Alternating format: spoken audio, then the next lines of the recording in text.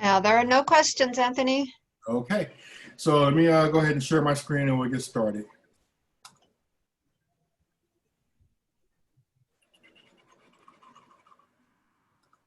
Where is my present button? Up at the top right. No, it's not there. So I'm looking for it. Um, Hold on 1 second. way over to the right of, Oh, yeah, right there. that's a block. Yeah, I see it. It's blocked. Okay. So yeah, so this again is a primer and home disaster preparedness brought to you by CERT Richmond, our community response emergency response team. There is a greater Richmond CERT where the training is done, and each of the neighborhoods, at least most of the neighborhoods in Richmond, have a CERT neighborhood program. After this, or towards the end, there'll be information on how you can get in touch with your CERT program in your neighborhood, and it's highly recommended that you get in touch with them, join them. We have a disaster class normally twice a year, one in the spring, one in the fall. There's one coming up in October. It may or may not be full, but it's Zoom, so we may have more capacity. So we highly encourage you to get involved in that, and that'll take this preparedness workshop to a higher level. This is also brought to you by Listos, California. Again, the state initiative to prepare all of our communities in case of an emergency. My name is Anthony Moore. I live here in Richmond. I live in Coronado. I work at the public health department over in Marina Bay. Diane, if you'd like to introduce yourself.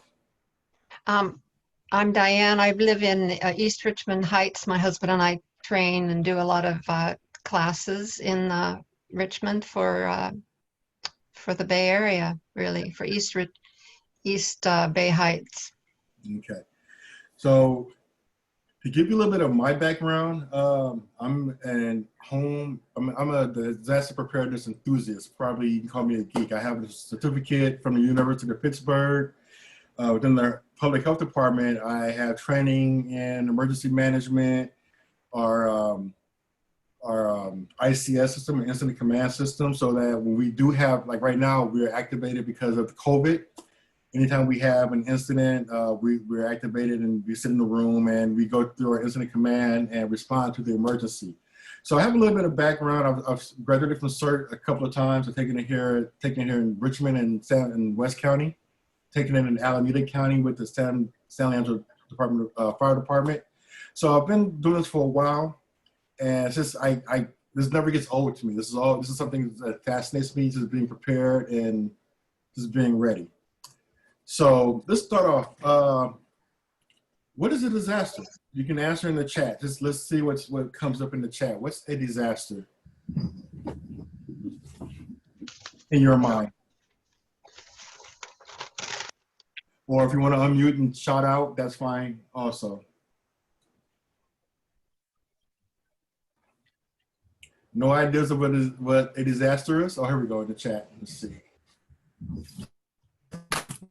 Earthquake, fire, COVID. Yeah. Exactly. So all of the above. So yeah, that's good. So here in California and in the Bay Area, we are all not waiting, but we are all anticipating with bated breath for our earthquake.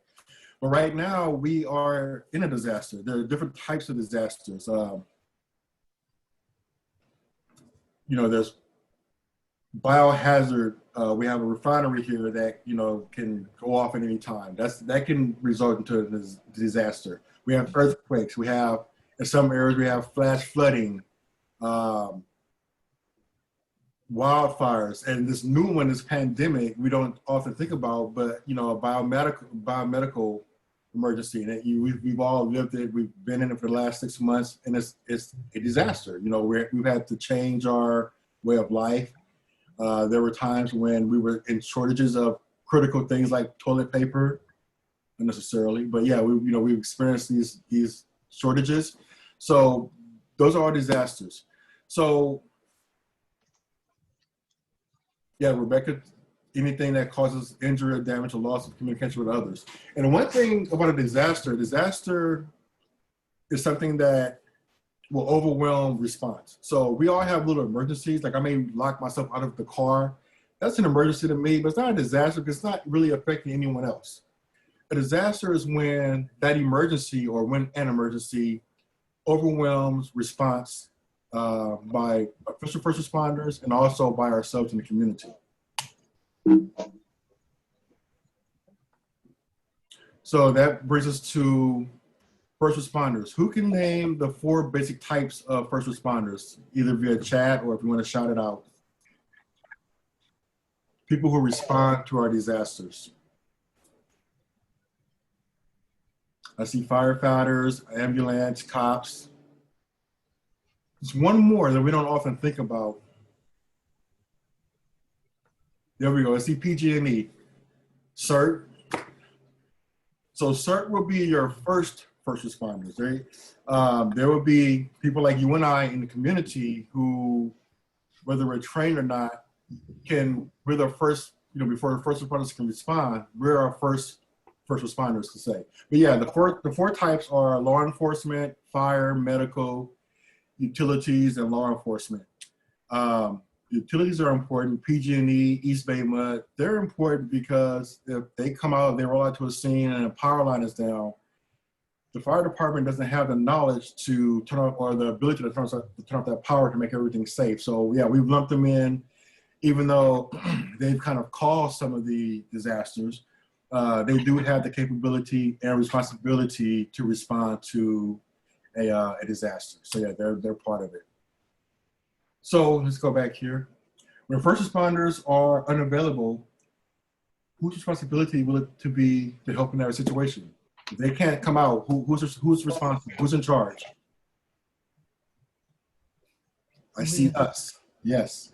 So part of this little workshop, neighbors, we are, yeah, all correct. So again, I talked about being the first responders. This little workshop here will give you a little information of how you can be of help.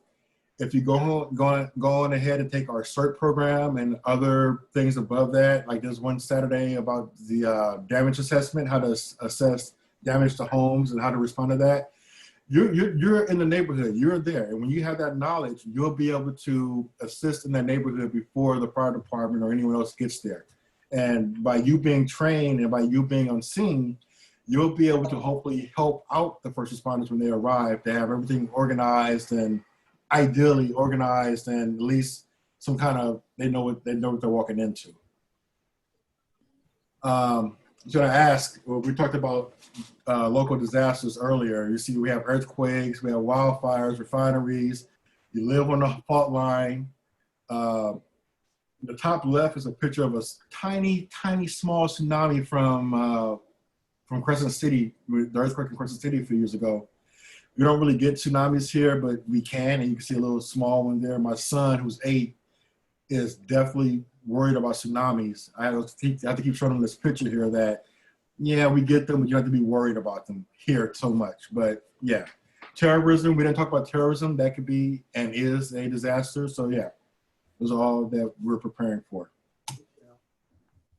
We talked about the types of first responders. Again, you have your law enforcement, ambulance, medical, utilities, fire department. So some of the lessons that have been taken away from some of the prior incidents in California, the wildfires in Butte County, other earthquakes and things going on, is that we found out, as we talked about earlier, that our neighbors are our first responders. The one way you can do that, and the best way to do that, is to get to know your neighbors, especially those who may need your help. What we do here in Richmond is a program called Map Your Neighborhood, where you know who everyone is in your neighborhood, those who are vulnerable and those who have specified, capabilities that can help out in an emergency. So as I get to know my neighbors, I know that my neighbor next door is a nurse. I know that I can call upon her to help out if something goes on, that Miss Sally's a nurse. My other neighbor over here, Jose, he's a carpenter. So if I need someone to help to shear up a building or something like that, or to wedge something, I know that he has that capability. I know he has tools.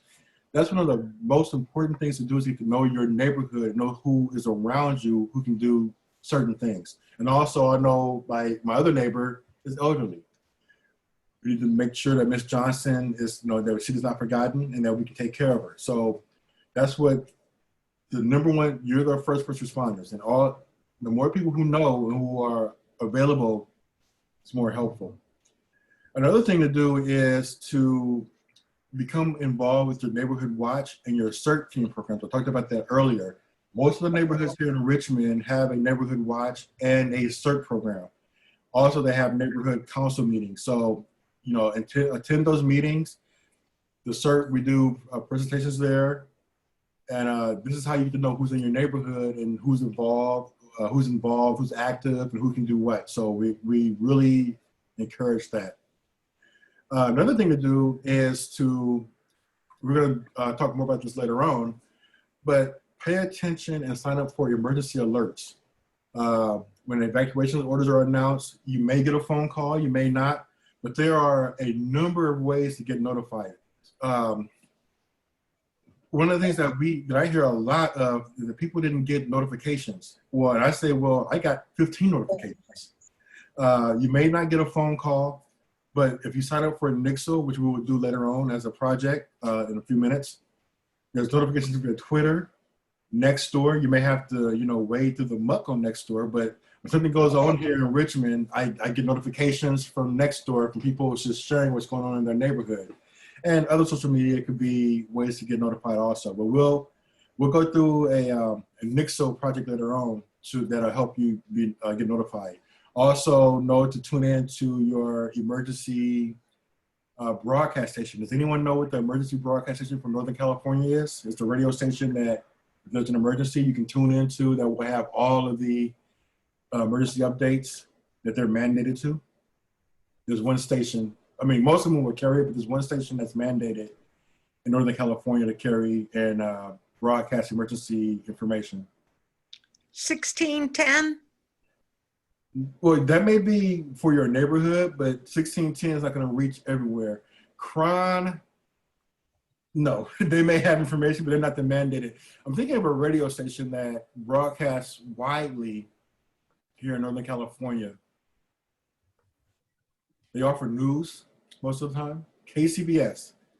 So yeah, Sean, KCBS is the designated emergency station for Northern California to broadcast widespread information. Someone mentioned 1610. So different neighborhoods and small enclaves may have their own small broadcasts. If you're driving down the street, you may see a sign, tune in to 850 for traffic or information like that. That's small. But KCBS is the broadcast station for Northern California. And they're on AM, Angie, at 740, AM 740, and also FM 106.9. AM travels further. It doesn't sound as good, but you can get KCBS in the daytime through most of Northern California, and at nighttime through most of the Western United States. So if there's anything going on, tune in to KCBS, and they normally will have that information, along with other news stations. We talked about types of disaster already. So now we know what disasters are. Let's prepare. Has anyone ever prepared or has already prepared for disaster? If you have any ideas in the chat or you want to shout it out. What have you done to prepare so far for any kind of disaster, whether it's an earthquake, fire, pandemic? Food and water, and I hear food and water. camping stuff. Camping stuff, first aid, earthquake supplies. Semi-prepared, what does that mean? Toilet, that's important. Medication. Medicine, all good answers, yeah. So these are all. Prepared means like I've got a lot of stuff, but it isn't organized. And in the case of emergency, I might not be able to access it because it's sort of spread out and not organized. So one thing you do want to do, and we'll talk about this later, is you do want to get it organized in different ways. You can do it in a pack like this. This is a store-bought one. The CERT program, if you join the CERT training, they will teach you how to make an emergency kit. I teach a class on how to make an emergency kit by going to the dollar store and spending $20. So for $20, I can spend an emergency kit for 3 days versus going up and down the aisles, picking up cheap stuff. I'll have a 3-day emergency kit. So yeah, all of these things are important. Shoes, toilets. You get to have ways to, you know, get rid of your waste away from where you are. So other things are important. These are things. There's other things to do to prepare also. And we'll talk about that. So let's see what they are. So along with things, we want to plan, do family planning. One of the most important things is to have an emergency contact. On our website at certrichmond.org, you can download a little short form that you can fill out with emergency contacts. Now, speaking of emergency contacts, what happens in an earthquake or any kind of, like, let's say we had an earthquake right now, what would you do? Just, we're shaking right now. Speaking of emergency contacts.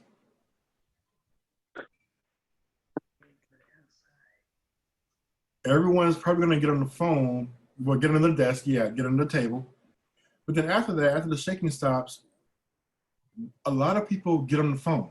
Is that something that we kind of predestined to do, is get on the phone? Well, if your emergency contacts, first of all, your cell phone may not work, first of all. Your computer VoIP may not work. Your landline may or may not work. Facebook check-in, that's a good one. I see Susanna said that.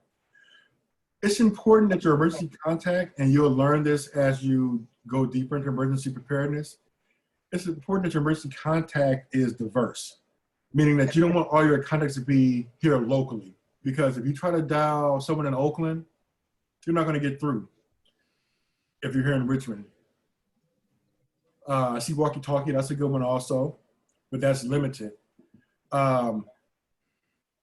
You want to have a contact or contacts out of the area. So I have contacts, you know, my aunts in Missouri, Oregon, Texas. It's easier to call out long distance than it will for you to be able to call within your service area, because the lines are going to be jammed.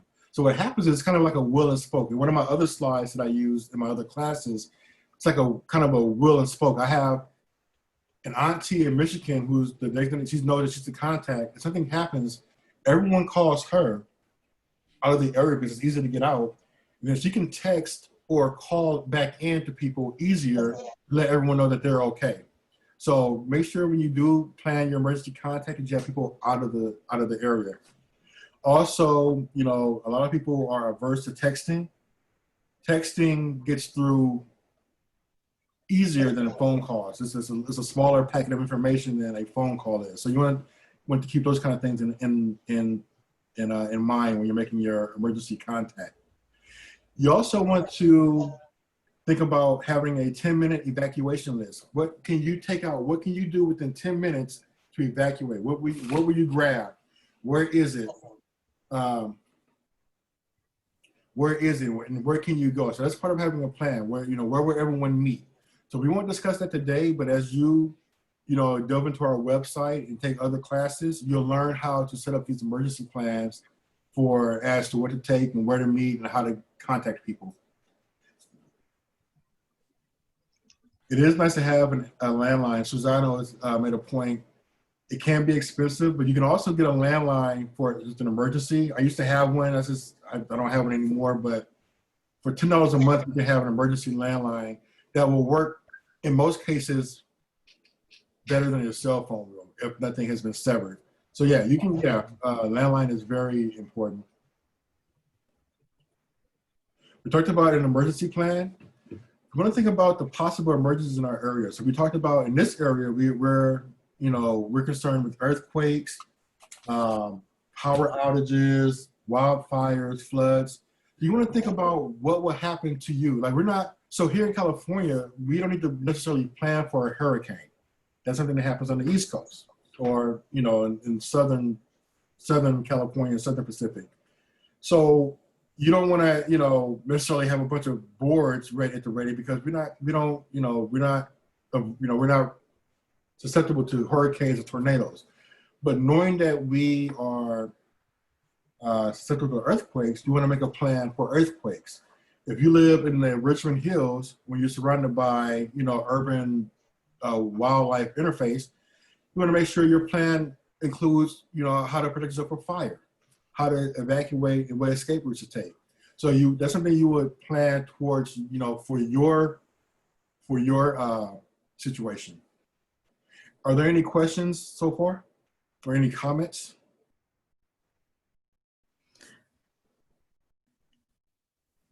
Okay. One of the things that I've had to learn, I'm a guy and, you know, I have machismo. I'll drive my car on an eighth of a tank of gas all over the East Bay. That's not good. So we want to keep our cars full in case anything happens, because anything can happen at any moment. If you need to escape out of this area to Stockton, an eighth of a tank is not going to help you. So the mantra is to think of half full, think of your gas tank as being half, think of that as being full. That's something I need to incorporate into my emergency, because I'll drive all over the place on a dare. How far can I go with the gas tank light on? But that's not good. So we want to change those kind of mantras and make sure that our gas tank is at least half full, so that, you know, a half full tank in a regular car can get you from here to Monterey, at least. So we're going to think about that as far as our emergency plans. We talked about supply kits. I showed you one earlier. This is a bought one, the store-bought one. I make my own. I give them out for Christmas. I'm that nerdy guy here. Merry Christmas. This is an emergency kit. But you want to think about what you need in your home, what you need to take with you. We talked about this earlier. We talked about food, so spare shoes, medications, eyeglasses, anything you'll need to sustain yourself from anywhere from 72 hours to weeks. And there's different kind of kits. There's small to-go kits or grab kits like this. In my backyard, I have a big, what they call a dock box that came from off the marina, where I have a whole entire cache full of water, propane, all kinds of different things. I can't carry it with me, but it's there and it has everything that I need. So there's different kind of kits that you have. And I have these kits in these little backpacks. I have them in my office. I have 2 in my office because someone's going to want to share. So I have 2 in my office. I have 1 in each of my cars, because you never know where you're going to be in an emergency. I also have 1 next to my bed that I have to refill because something happened to it, but I have to refill that one. So yeah, you want to keep this in ready, that we can grab them readily to take with you if you have to leave your house. All right, any questions on supply lists or supply kits? I have one. Yes. Can you say what it is you keep yours in? We have ours in like a bunch of different things. It sounds like you have something, one big sturdy thing. What did you call it? So I got lucky. I was on Nextdoor, and someone down in Brickyard Cove, they were doing the marinas, and they were giving away what they call dock boxes. They're like boxes that sit next to the dock. They're waterproof. Oh, okay. And they're pretty big, but you can use 55-gallon garbage cans. Yeah. The little trunks that your kids go away in college in, those little trunks, anything that you can put a lot of stuff in and secure it. So anything that works for you, as long as it's accessible to you. All right. Anthony, Nancy's asking if the slides will be available after the class. Can we make those available, Diane? Yes? Yeah, they sure will. So yeah, we'll, is there a way you can share those to make it sure when we get in, like chat everyone the link to the slides after the presentation? That I don't know. I usually email them after the class is over, or Okay. put them in a Google Doc. Okay, I can make a link. These are on Google Slides. So if you have the link, you can whoever has the link can access the slides. So I'll create a link and I'll put it in the chat later on. Oh, good. I see Susano has a huge cooler inside of another box to store earthquake supplies. 2 40-gallon barrels for water. So that's good. So yeah, she's ready to go. Anything that you can use to store food, first aid supplies, heat, light, radio communication, is just toss it in that box. So we'll talk about that later on. And also, again, as you take CERT classes and more workshops, you'll have more information on exactly how and what should go into your kit. I keep mine in a plastic garbage can that's on wheels, so it's portable, has the lid that can be secured, and it's big enough to hold water, a sleeping bag, shoes, clothes, everything I need. Exactly. And those are the 55-gallon garbage cans I was speaking of. You can get them at Walmart or wherever for $10 or whatever. Hers is on wheels. It makes it easier to move around. So yeah, that's what a lot of people use are the garbage cans, and they work just fine.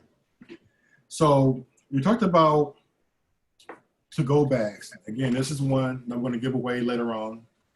I have a big army backpack because I have clothes in mine. This one only has food, first aid, and simple things in it.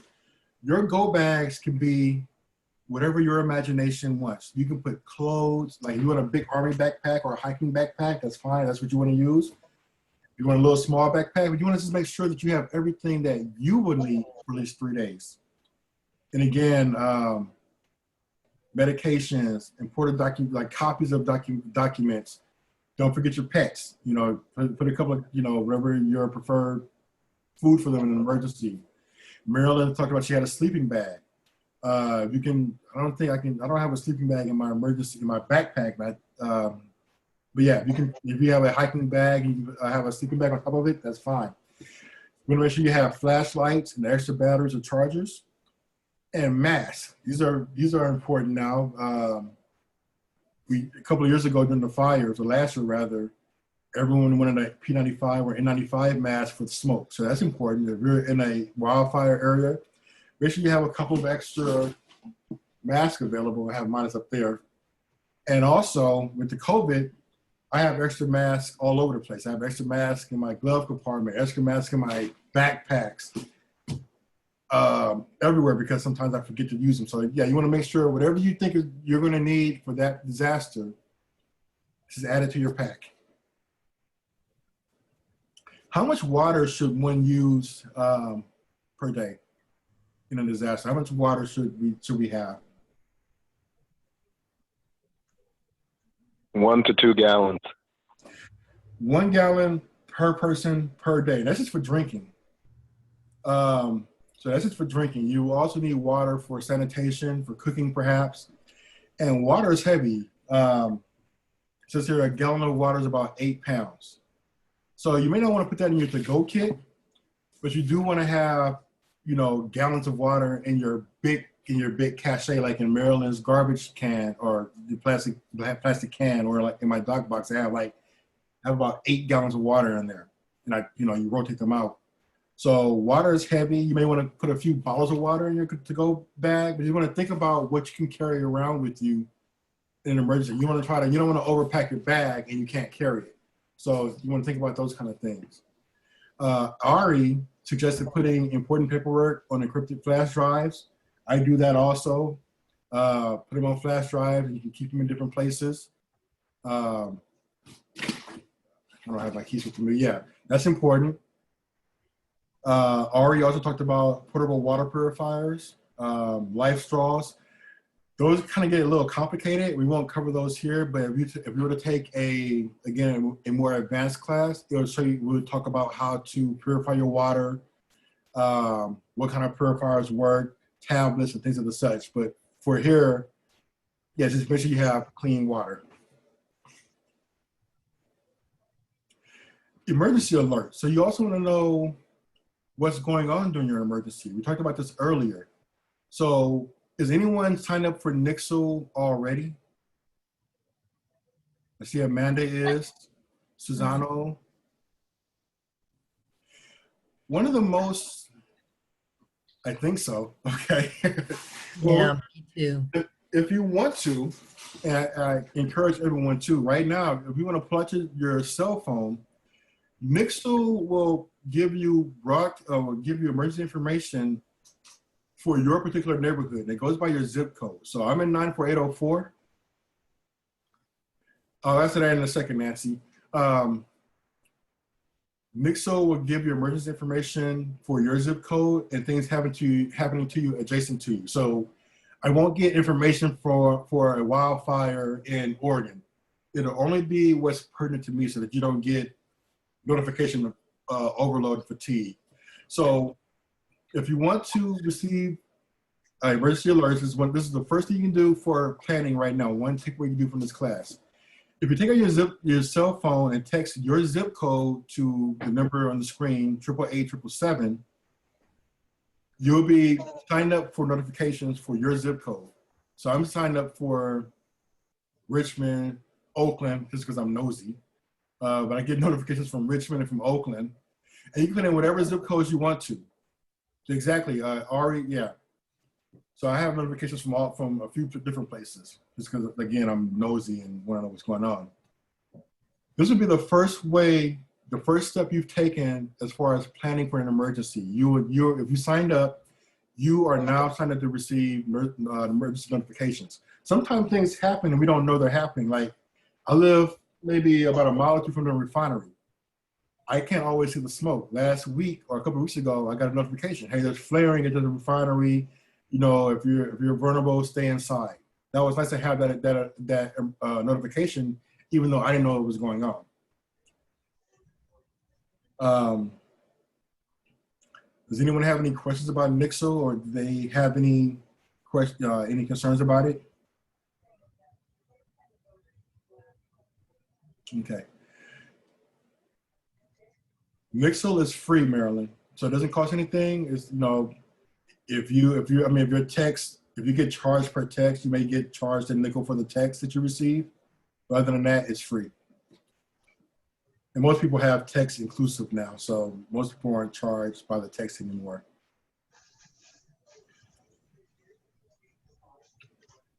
Okay. Nancy brought up a question earlier about supplies. Do you keep them inside or outside? So for me, I live in a duplex. So my big cache, my dock box, is outside.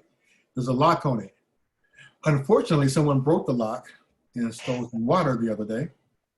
But I said to fix the lock, and you know, I can't. It's too big to keep inside. But I keep that outside. I have backpacks in the house, by my bed, in my son's bedroom, in my cars, in the office. So yeah, you keep them inside. You keep them inside or outside, however it works for your location. If you have a garage, that's great.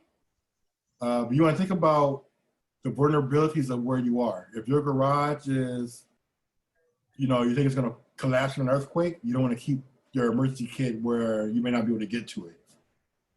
Does that make sense, Nancy? Okay. Totally. Thank you. Okay. All right. Again, organizing your household. We talked about kits earlier, and Ari brought up water. You want to have a minimum of 1 gallon per person per day for at least 2 weeks. That's a lot of water. And water is heavy. Like I said, I have about 8 gallons in my cache. That's not enough for 2 weeks. That's enough for maybe 3 or 4 days. And we're talking about drinking water here. You'll also need water for other things. So you want to think about that. What's another way to, say we had an earthquake, what's another way to access water besides what you may have in your kit? Where else can you get water from?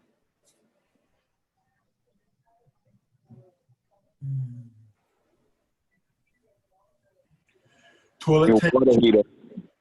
Water heater, if you know what you're doing. I'm not going to recommend that, but if you know how to get water from your water heater, that's up to you, but that can be dangerous for other people. Jillian mentioned toilet tank. Yes, you can. If you don't use, unfortunately for me, I keep bleach and deodorizers in my toilet tank, so that's mixed for me. But if you don't keep anything in your toilet tank, that's about a good 3 gallons of water, fresh, clean, cold water that you can access. It may look, you know, you may have iron deposits around your, you know, insides.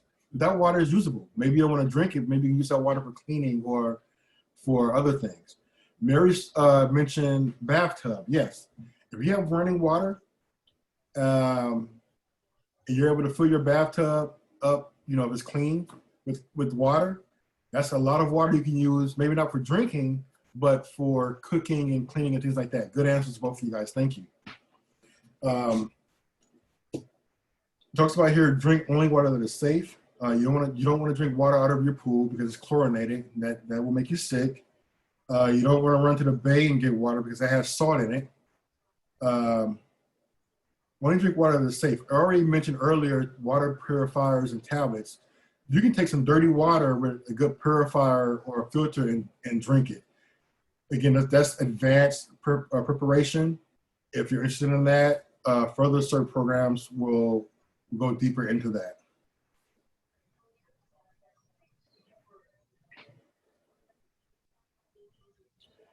Okay, so this is the program Vial of Life. This is information for context. These slides, I'm sorry, are a little wonky, a little out of order here, but we talked about emergency plans. One of the plans, my mom has this on her refrigerator and on her front door.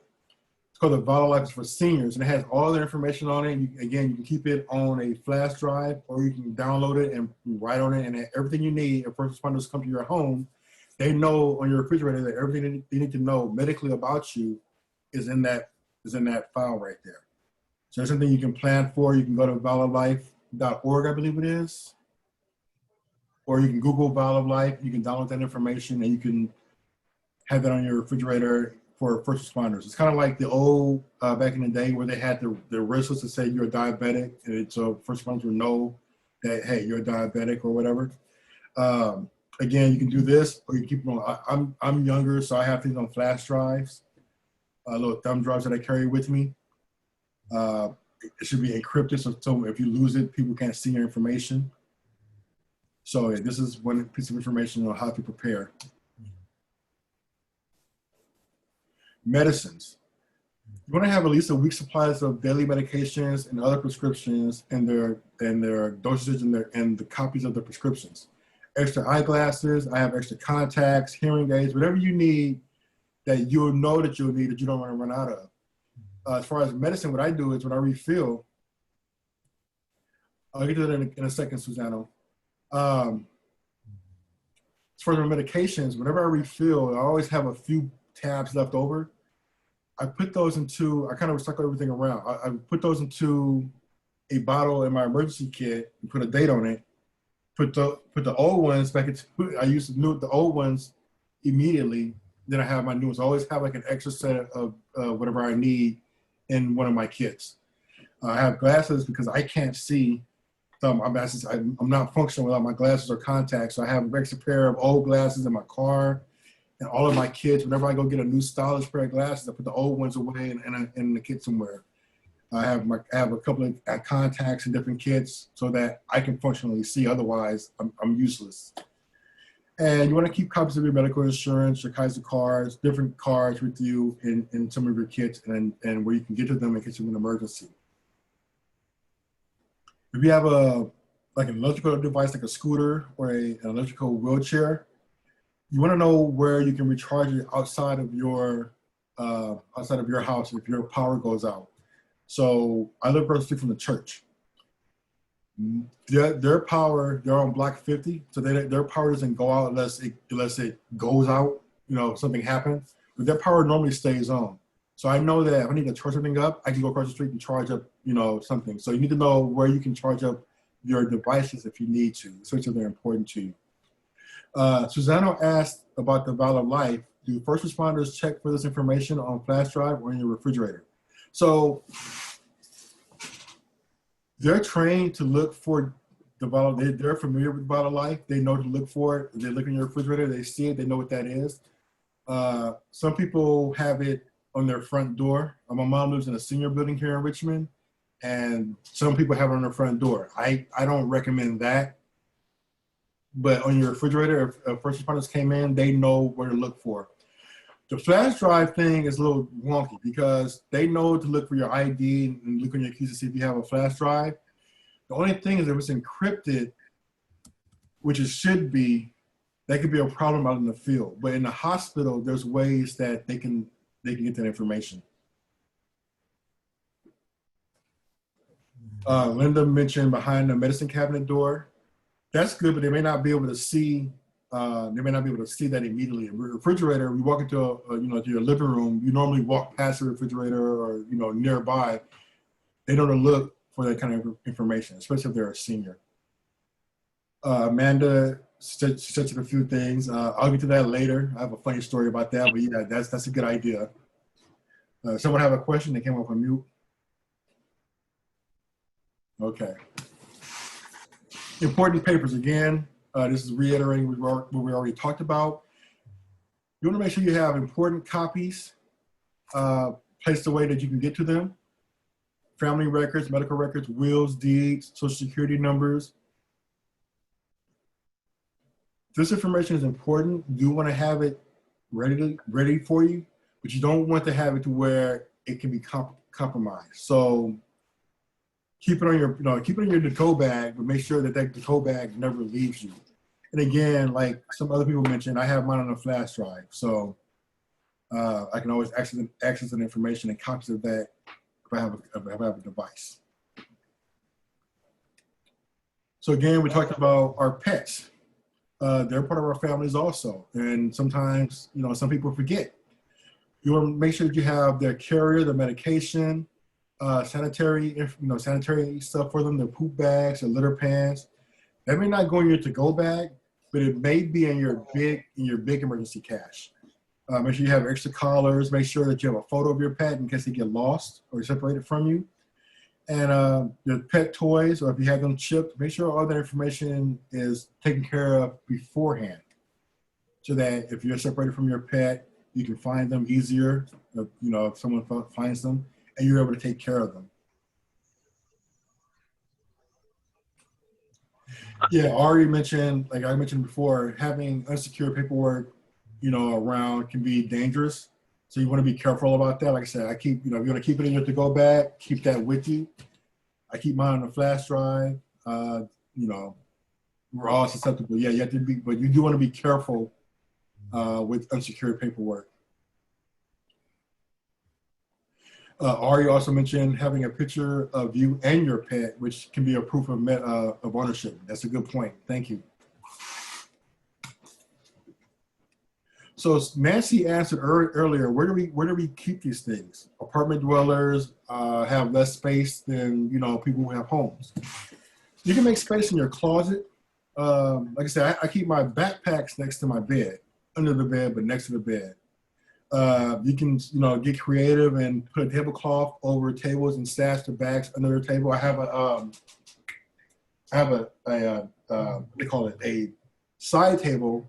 And I have a backpack under it, but it's kind of hidden so it doesn't look crazy. Why is there a backpack in my living room? I have a tablecloth over my side table here where it's there, but no one can see it. You can ask your apartment owner to see if there's storage space that can be made. Yeah, I've kind of done that. We have a laundry room here. I kind of commandeered some of the space and put some things in there because I know my neighbors are going to want to mucho me. So there's stuff in there for them.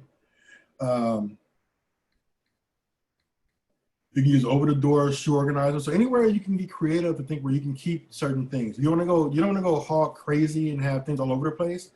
But just think about in your particular space where you can stash a backpack. Where can you stash a little box?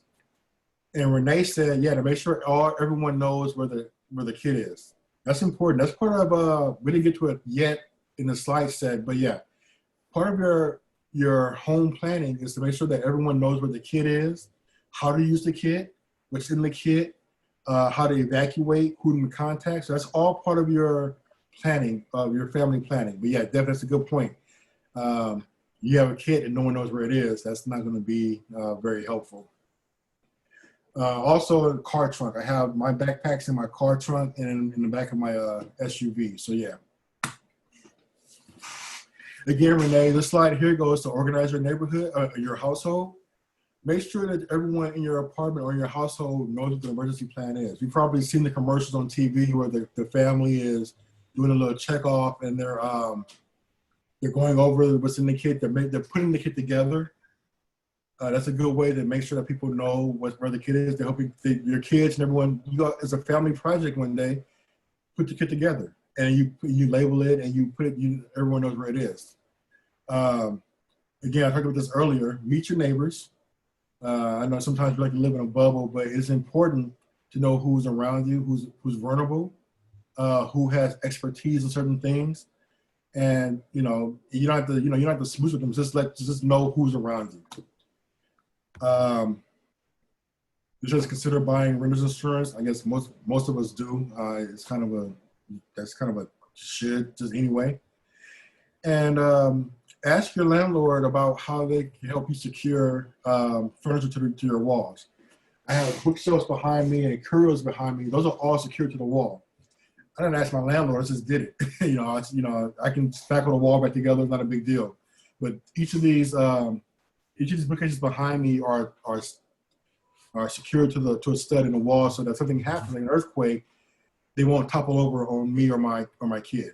So, but you can ask your landlord about how to secure furniture, and they should be. It should hopefully be amenable to that. So look into that with your landlord. That's a good way to secure your apartment. Okay.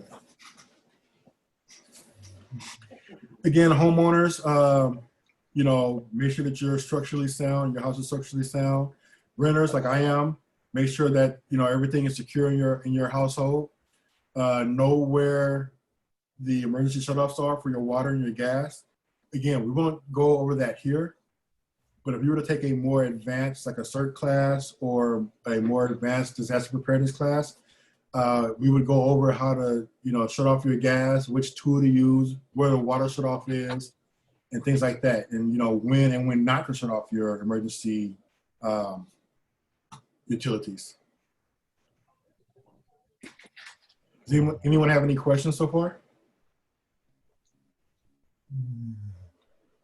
Okay. Again, you wanna in organizing your household, you wanna identify what are hazards in your household. I identified those two heavy bookcases behind me as being hazards, and if they weren't secure, as you see in the picture here, they could fall over. My TV, is secured to the wall. It's not important, but I don't want to have to replace it.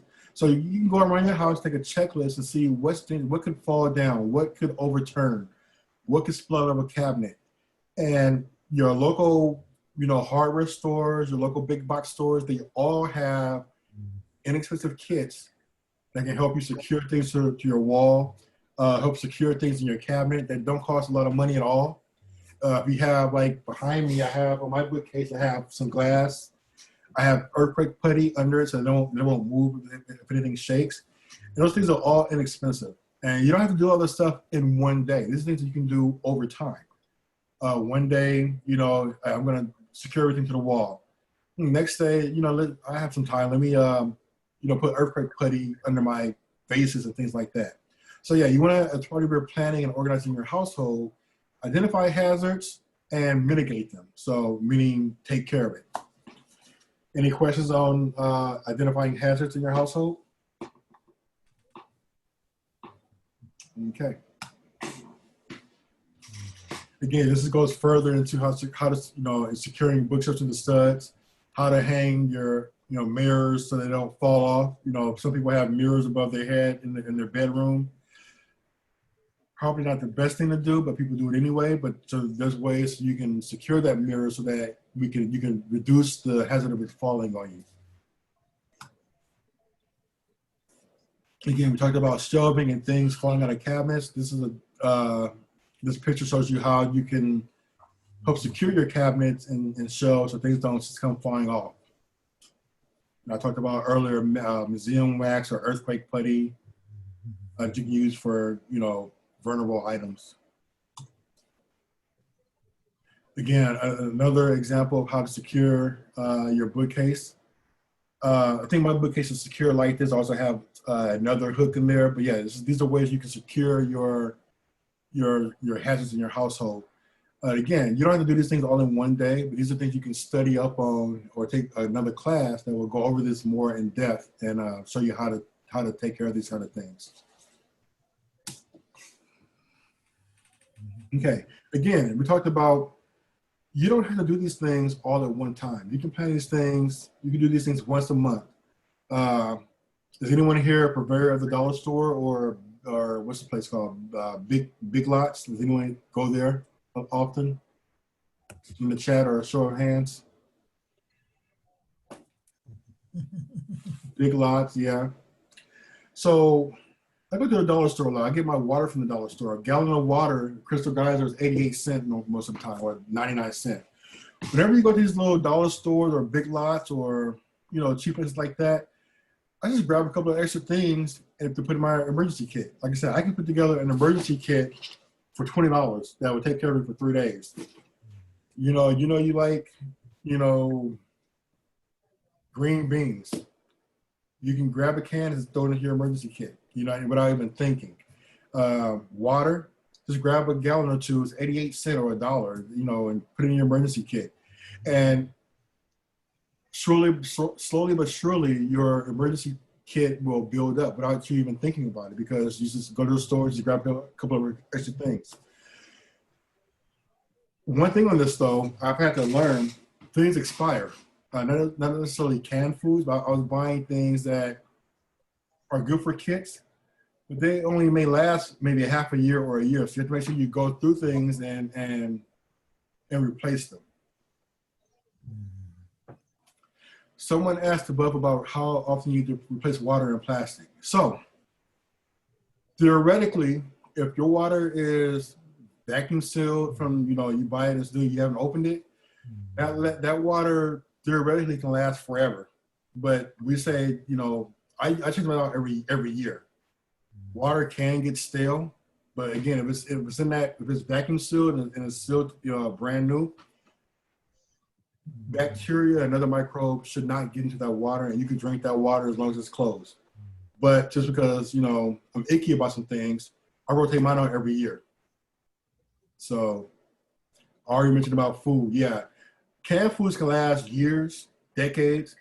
I bought some things that were, you know, like crackers and things like that, and I didn't think about it. Those things have to be rotated out. Susano mentioned cans with rounded bottoms will deteriorate faster.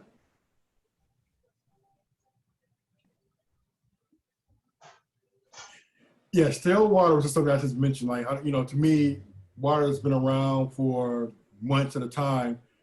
Even though I know I can drink it, I just call it quote unquote stale. But it shouldn't, as long as the water is sealed and hasn't been open, there should be no bacteria or anything in that water. Amanda. So yeah, it's not dangerous. That was just my term for water that's been around for a while. But it's not harmful if it's sealed. You don't want to make the mistake I did when I was much younger. I was like 19 years old. I was doing emergency preparedness. I thought, hey, I could get recycle my bottles and fill up water out the tap and put it in my emergency kit. Well, a couple of weeks later, I saw science projects growing in my water. I didn't know any better. I was like 19. I was just, you know, fooling around. So yeah, you don't want to you don't want to recycle your bottles and fill them up with water for drinking.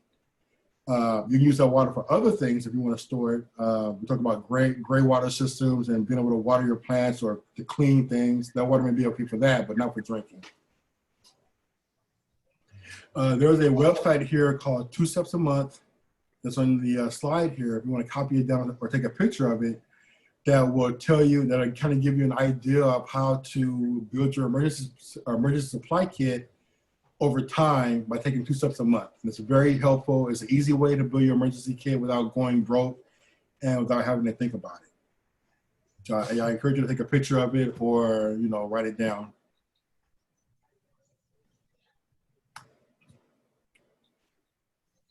Home hardening, yeah, these are things, again, you know, if you own a home, things you can do to help your home be less susceptible, I guess here, like for a wildfire, or what kind of windows to use, where your propane tank should be, just home improvement things that this is kind of above my disaster preparedness pay grade. But yeah, these are things you can do to help your home before a disaster. You know, changing the kind of roofs you have. Like I remember during the 91 fire, a lot of people in the hills had, you know, shake roofs. Well, that's not, you know, we turned out that's not very good. So people now, they built homes there, they have better roofs and more fire resistant roofs. So that's something to look into. Again, this is some resources for Contra Costa County and Western Contra Costa County for the emergency alert system. If you go to PG&E's website, you know, you probably already signed up to receive notifications for when they shut off the power. You can also get emergency alerts via Nixle. I get them via Twitter, also from the county website, or from the county Twitter site, rather. And this is more information that will show you how to take care of yourself, especially during a wildfire. I think this was just added in. I'm not familiar with this slide. I guess this is new. In the pandemic, yeah, this is another new slide that tells you how to, things that we already know, things that we are already practicing, how to respond to a pandemic like we're going through now. Again, we do this every day.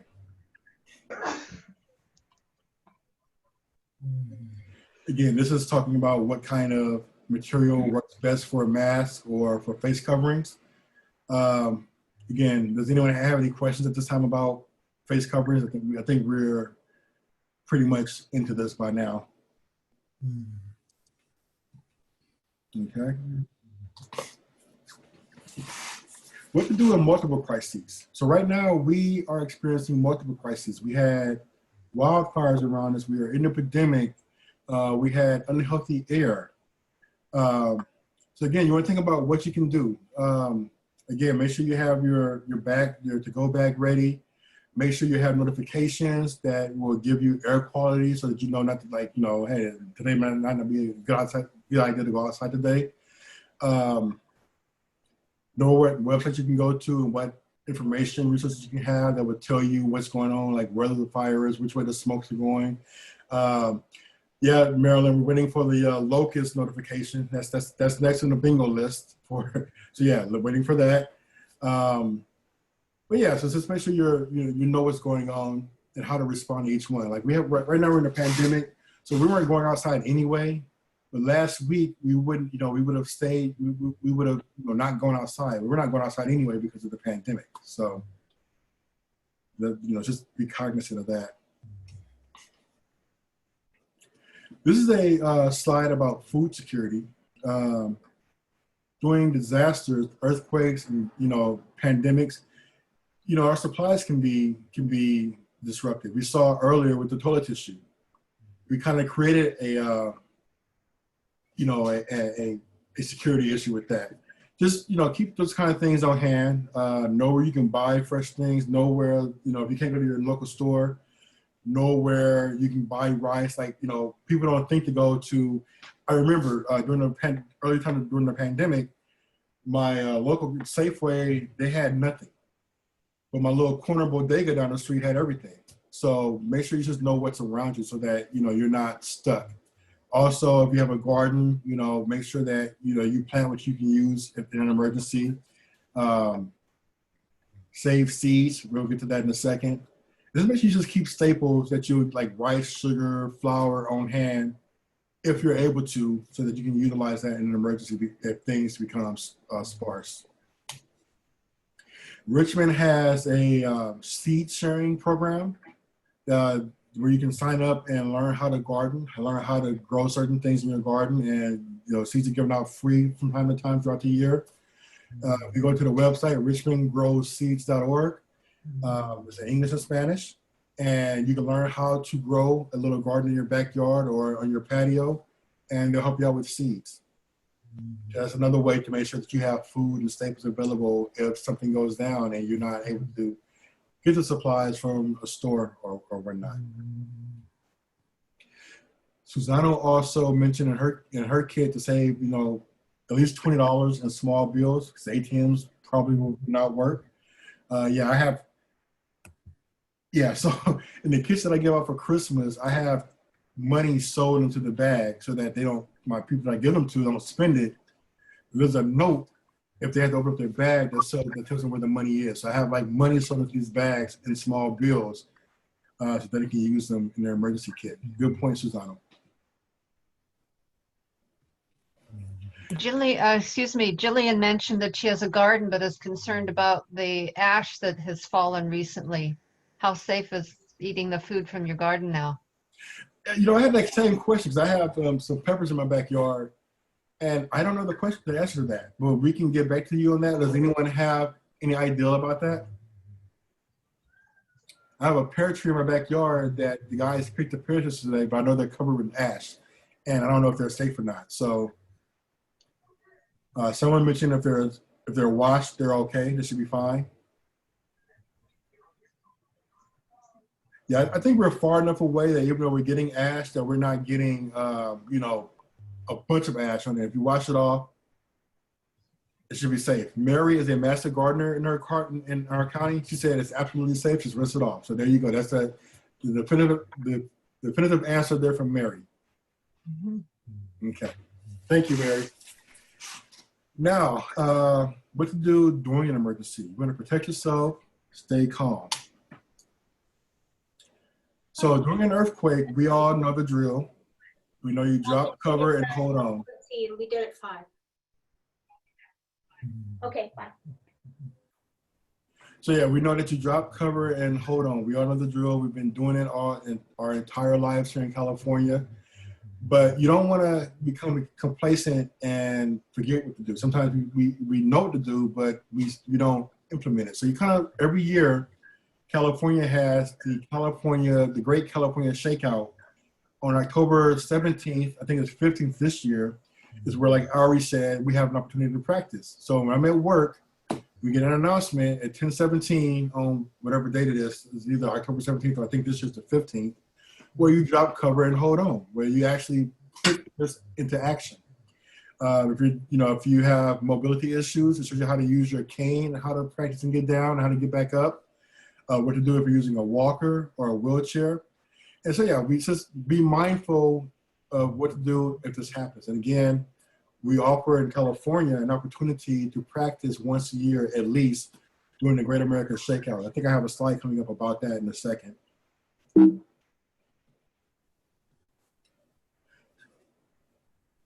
Okay, again, we're gonna remember, don't be like Anthony. Don't drive around with your gas light on. Make sure you have at least a half a tank of gas so that you may evacuate if you need to. Yeah, before I go further, Amanda had mentioned about standing in door frames. Yeah, I always talk the same thing, but research has shown that standing in most doorways is not the safest thing to do. I mean, if you have nothing else to do, you can, but most doorways nowadays are not built to what they call load bear. So your house may sway and your door may not be able to sustain that swing. It may actually collapse also. So we've gone away from teaching that door frames are not the best place anymore. You want to get under something that's sturdy and hold on and ride that out.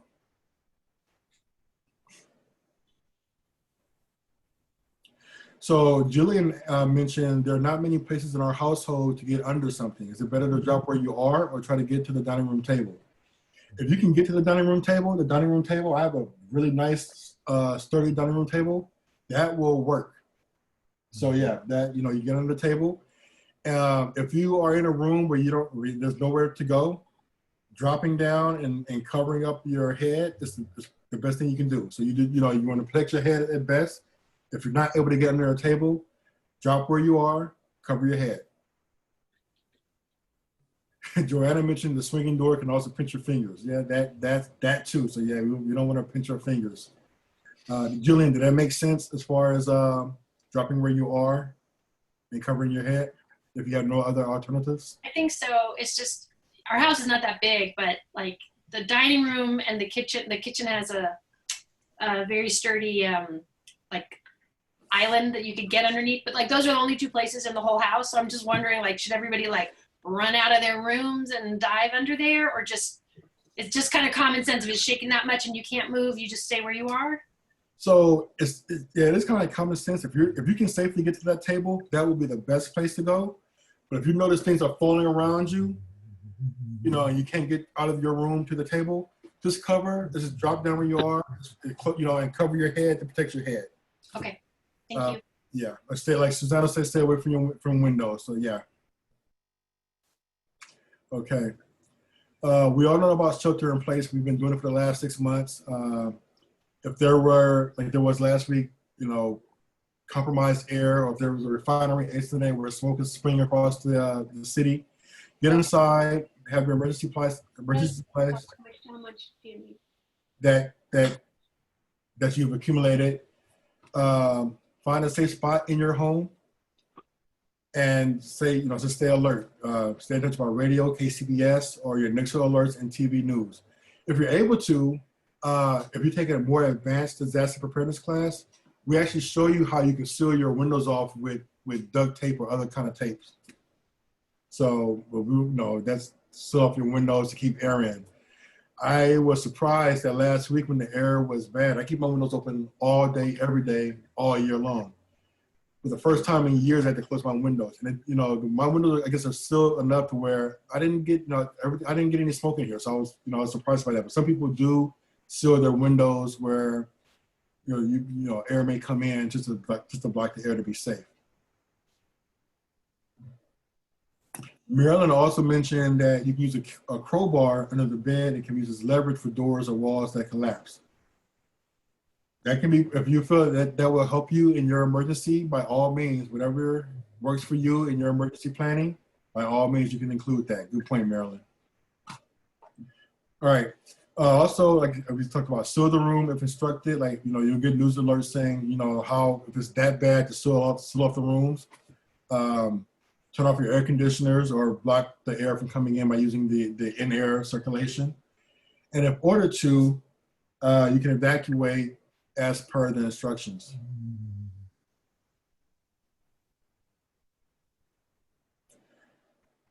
Ari mentioned if you have anything under the bed, secure it to the legs so it doesn't slide around out of reach.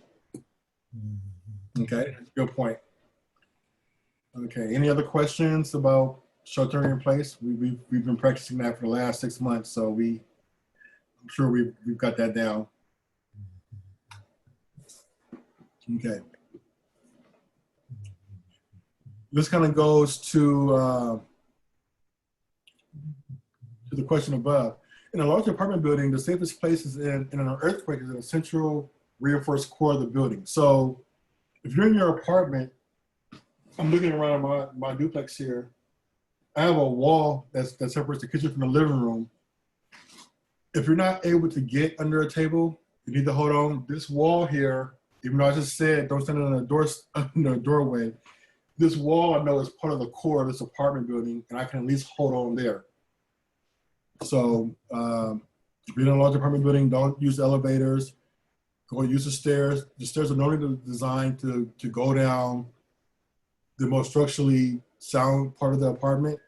Where I work in my job at the public health department, we have 4 sets of stairs. Some sets are on the outside, the perimeter of the building, and there's one set that's in the middle of the core of the building. In an emergency, even though I may sit right next to the perimeter stairs, we're taught and we drill on using the central stairs because that's the safest stairs to use rather than the perimeter stairs. And of course, you don't want to use the elevator if you can help it, and use your stairs. How about under the bed if I have a wooden bed frame? From Carol. Yes, Carol, if you can get under your bed and you feel it's sturdy enough, it's a wooden bed that if something above you were to crash down, that your mattress and the frame will protect you, that is a good place to shelter in an earthquake. That would be ideal. Think about what's above you and think about how sturdy that bed may be. But yeah, I don't see a problem with you going under your bed with your head and covering up under your bed in an earthquake. That should be fine. Okay, after a disaster, how do we respond? Okay, first steps, again, before you do anything, you want to make sure that you're prepared. You want to make sure that you have in your kit gloves, a mask if needed, a hard hat, light, sturdy shoes. Someone mentioned earlier having sturdy shoes under their bed or in the trunk of the car. And what to do in addition. Again, here someone mentioned crowbar earlier. Crowbars are good to have under your bed or wherever your kid is. You want to make sure everyone is okay in your household. So before you do anything, before you try to jump out and be a hero, make sure that everyone is taken care of in your household and that everything is okay where you are. You don't want to become a victim. So before you go anywhere, put those sturdy shoes on, put those gloves on, so that if you encounter glass or anything, that you're protected. Let's see. Okay, yeah, other notes here talk about first steps handout. If you were to take a CERT class, we would talk about the first step handout, how to use an OK help sign. And actually, I will talk about this now. So if you're in your home or your apartment and you assess that you're okay, but you're going to evacuate, there are signs that you can download, or you can make them in advance using a Sharpie, and you can put on your front door as you leave a OK that we're okay, or that you need help. This way, when first responders come and they survey the area, they know that, okay, whomever was here, they're okay. We don't have to spend time looking in this structure for anyone. Or if we put help out there, they know that someone in this place needs help. So yeah, that's something good to have in your emergency kit, either under your bed or in your to-go kit, readily available, so that if you do leave, you can help the first responders out by letting them know that you're okay or that you need help. We talk about having a whistle as your to-go in your kit. Yeah, again, I would have that in my kit. There's a whistle or a noisemaker to help notify someone that you're in need. Okay. We will talk about this. So yeah, so in an emergency, in an earthquake, we know that gas can be, the gas lines can break. I'm going to go over this slide with a caveat. You only turn off the gas is if you smell gas coming from somewhere, if you hear it, or if you look at the gas meter and you see dial spinning around. So you know that there's a leak somewhere. So you smell something and you go look at your meter like, oh my God, the dial is spinning out of control. That's the only time you should ever try to turn off your gas. Don't try to be a hero after an earthquake and like take your handy wrench and turn off everyone's gas, because you are not able to turn your gas back on. PG&E has to do that. So in one of my classes, someone went down the neighborhood and turned off everyone's gas, and everyone had no heat or fire for a few days. So you don't want to do that. You only do this in an emergency. I'm going to show you a video now that shows you how to do that. But again, I want to reiterate, only turn off the gas if there is a smell, you hear it, or you see the dial spinning and you can see that there's a leak. But here's a video.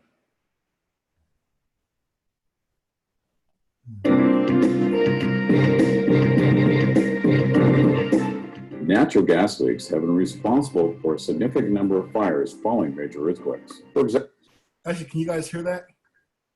Yes. Okay, I don't know if I put the share sound on. Sorry. During the 1994 Northwich earthquake, 67% of residential fires were the result of leaking natural gas. After a major earthquake, 911 emergency responders like fire, police, even utility personnel will be overwhelmed. Consequently, it is vital that all household members know when and how to shut off the natural gas in the event they smell or notice it leaking.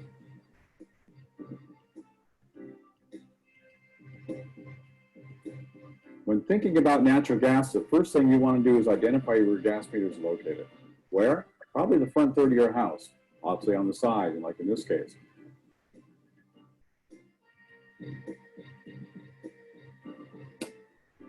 So once you've identified where the gas meter is, next thing is identify the natural gas shutoff valve. That will be the first fitting out of the ground, is the natural gas shutoff valve.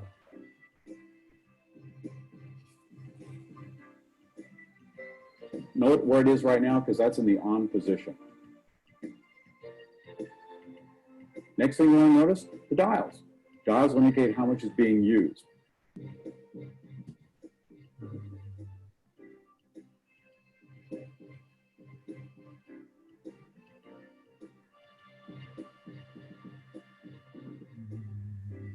The three things you want to think about is if you smell a leak, if you hear a leak, or you notice unusual usage, that might be the time to pull out the wrench and shut that gas off.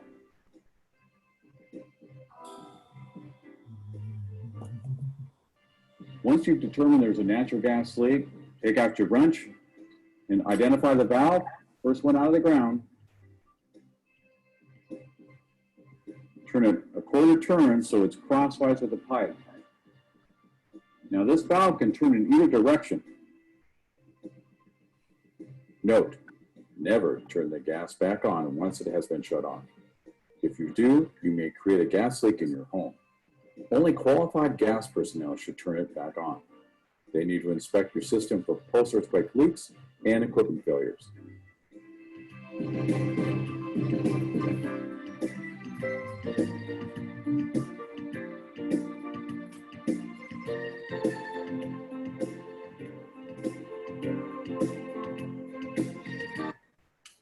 Okay.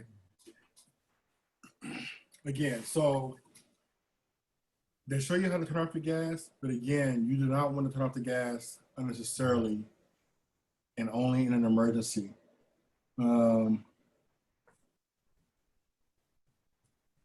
Yeah, so I already mentioned that his was painted over by the previous owners. You may want to call PG&E. They can help loosen it up for you. Because again, if you take your wrench and you untighten it, then you've opened up your gas line, and you're not supposed to, and it's unsafe for you to turn it back on. PG&E will be happy to come out there and take care of that for you. Also, that's a good point.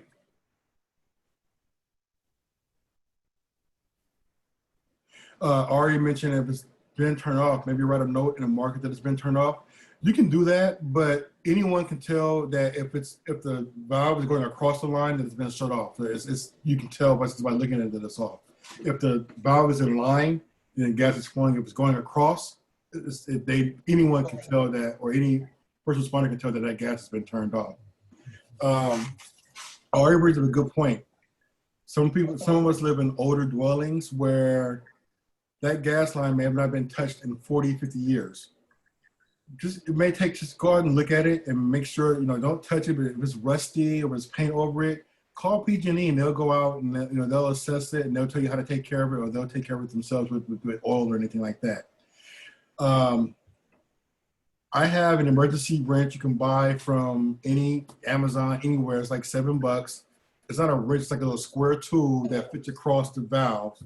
I have it hanging next to my gas pipe. I anticipate never having to use it, but if I have to, I don't have to go looking for a wrench because it's hanging right there. And it's intuitive. It's a yellow gas turn-off wrench, and it's hanging there, and you can turn off the gas if you need to. So that's something to look forward, to look into instead of having to go look for a wrench. Make sure you have the right one. Just have one that's hanging there. But again, I anticipate most of us would never ever have to turn off our gas. Hopefully, we never have to. Are there any other questions about the gas? What about automatic valves?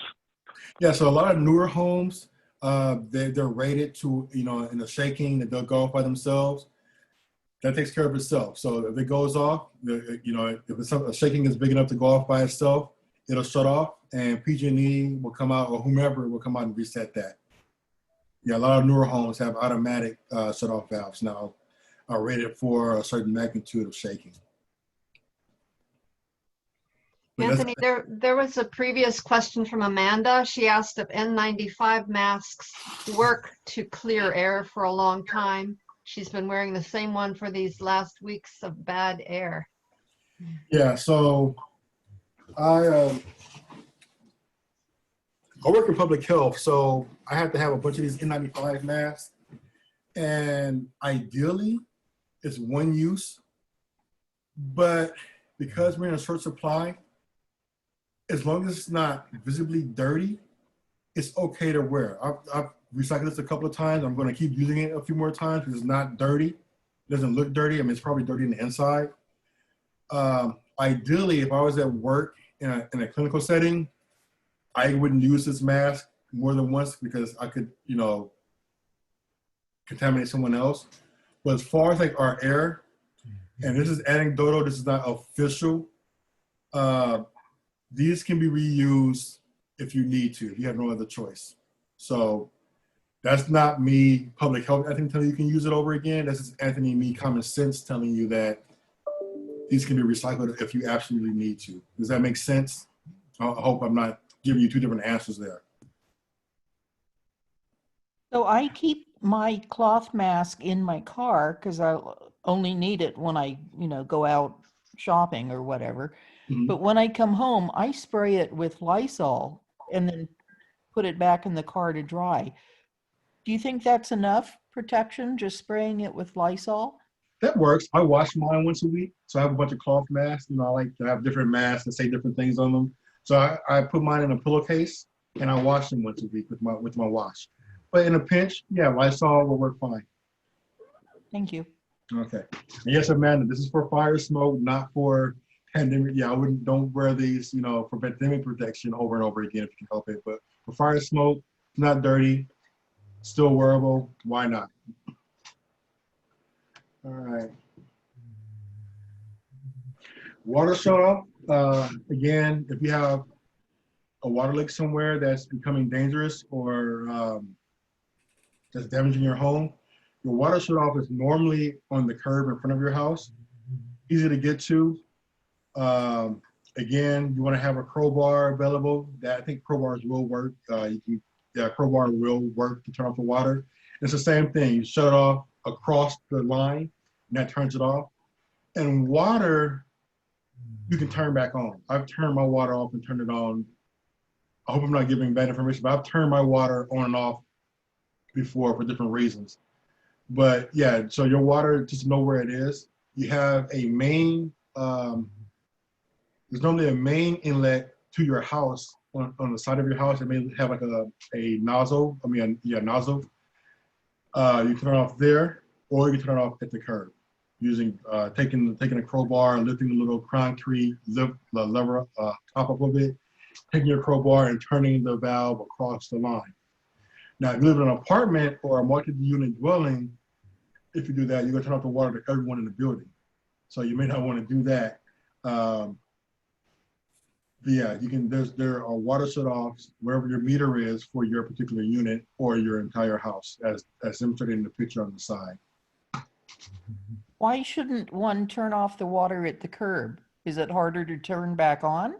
I also say, so I live in a duplex, and so if I have a water leak and I go out to the curb, I turn off the water for everybody in the building.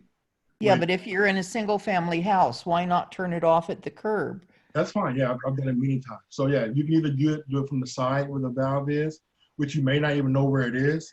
If worse than the worst, you know that there or should be a valve in front of your home at the curb. Right. Okay. Yeah, I don't know where my valve is on the house, but I know where the curb one is. So if I live in a duplex, I have to be careful of turning off everyone's water, which I've done before. But yeah, so if you know where your water shut off is for your house is, it'll be a good idea to find out where it is. That way you can turn it. It's easy to do it there. Or if you don't know, or if it's not really accessible, use the one from the curb.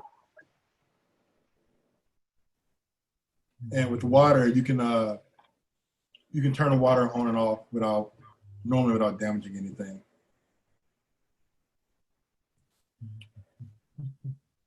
Okay, we talked about this earlier. Okay, help signs.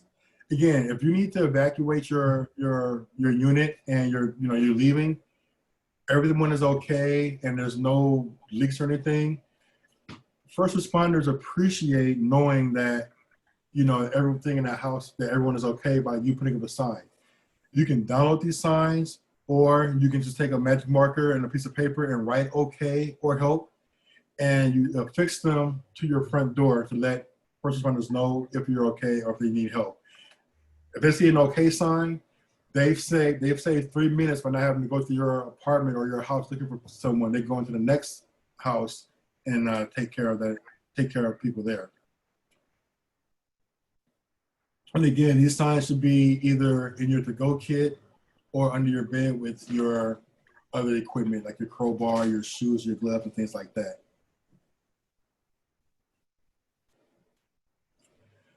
Fire extinguisher. So here's a video on how to use a fire extinguisher. We teach in CERT that you should only put out a fire no bigger than say a waste can fire.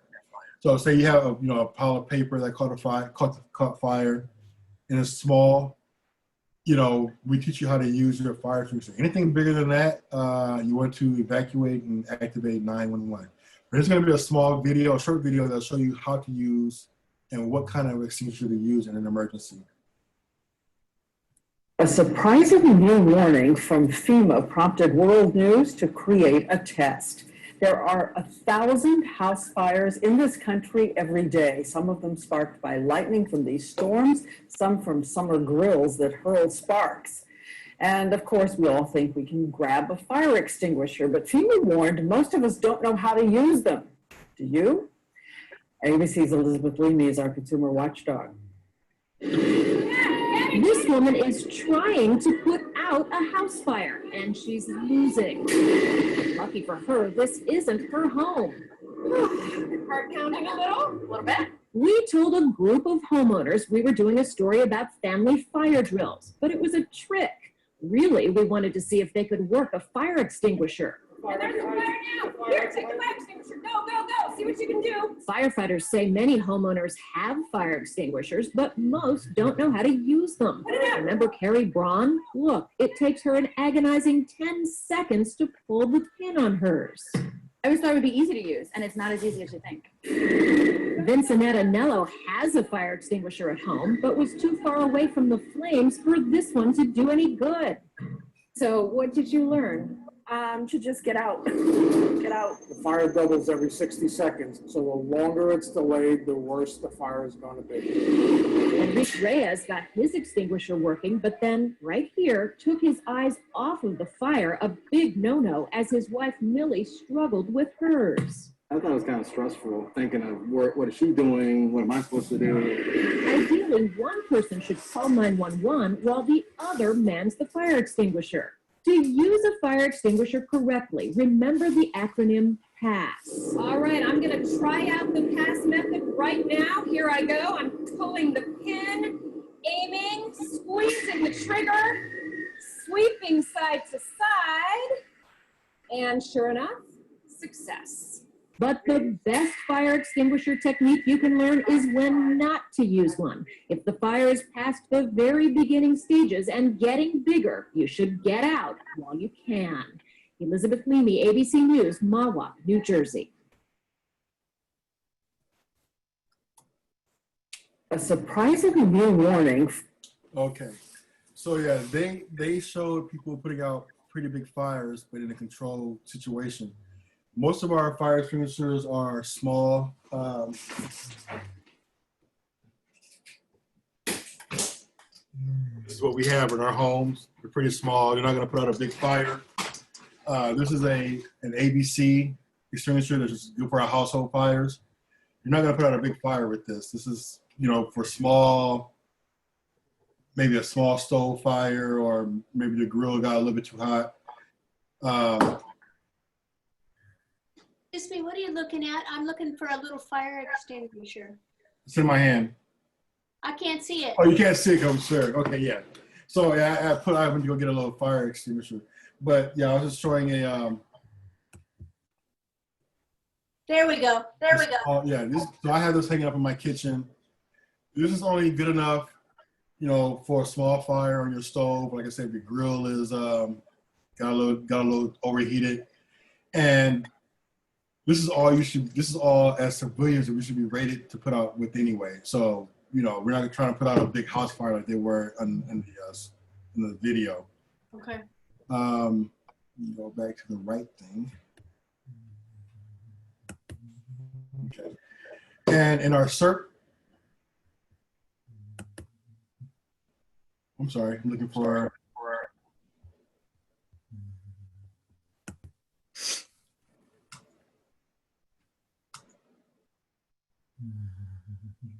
oh, I'm sorry, let me find my screen again. There we go. Got it.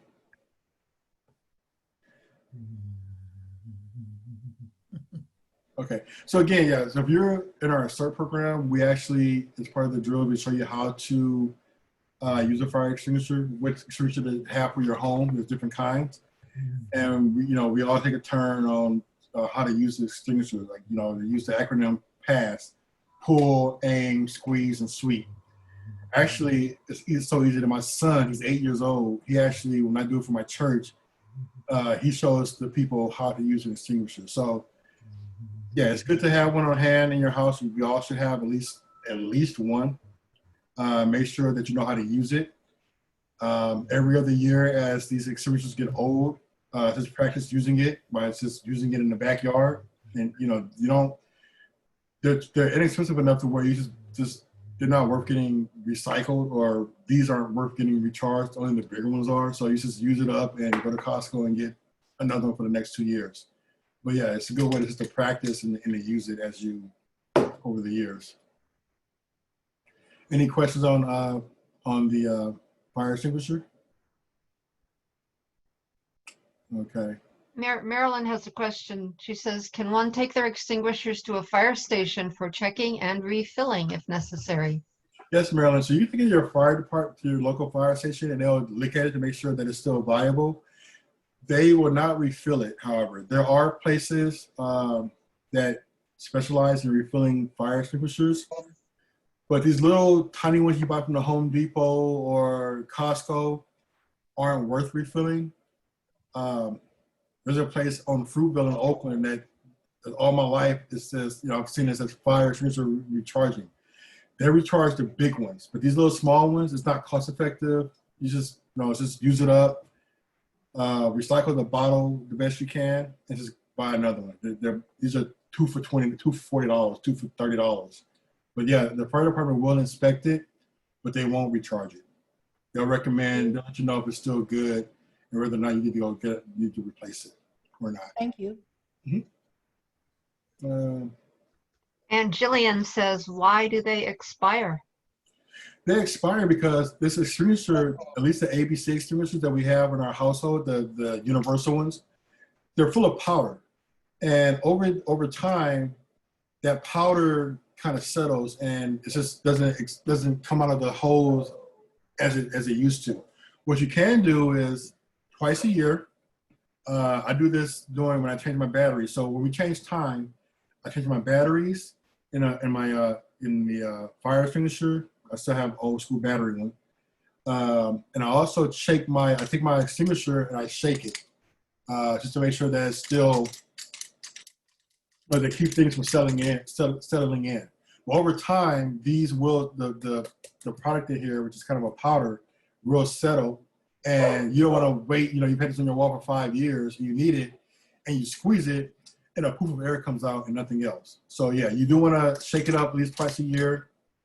And over time, you'll see that on this meter here, if I can get the light just right, that's in the green. When it starts floating over to the red, getting over there, you know that it's expiring. So if it's in the red, even though it may be full, it may register as empty, it's not any good. You can try to shake it up and see if it'll work.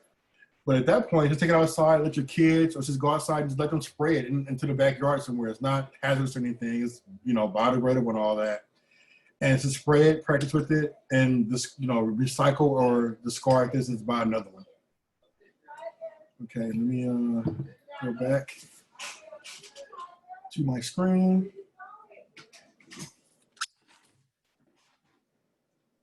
Anthony, someone's asking if you could, what's the name of the place in Oakland again? Can you let us have that again? Yeah, so I'll let me look for it, but again, that's for more like industrial recycling. Let me see.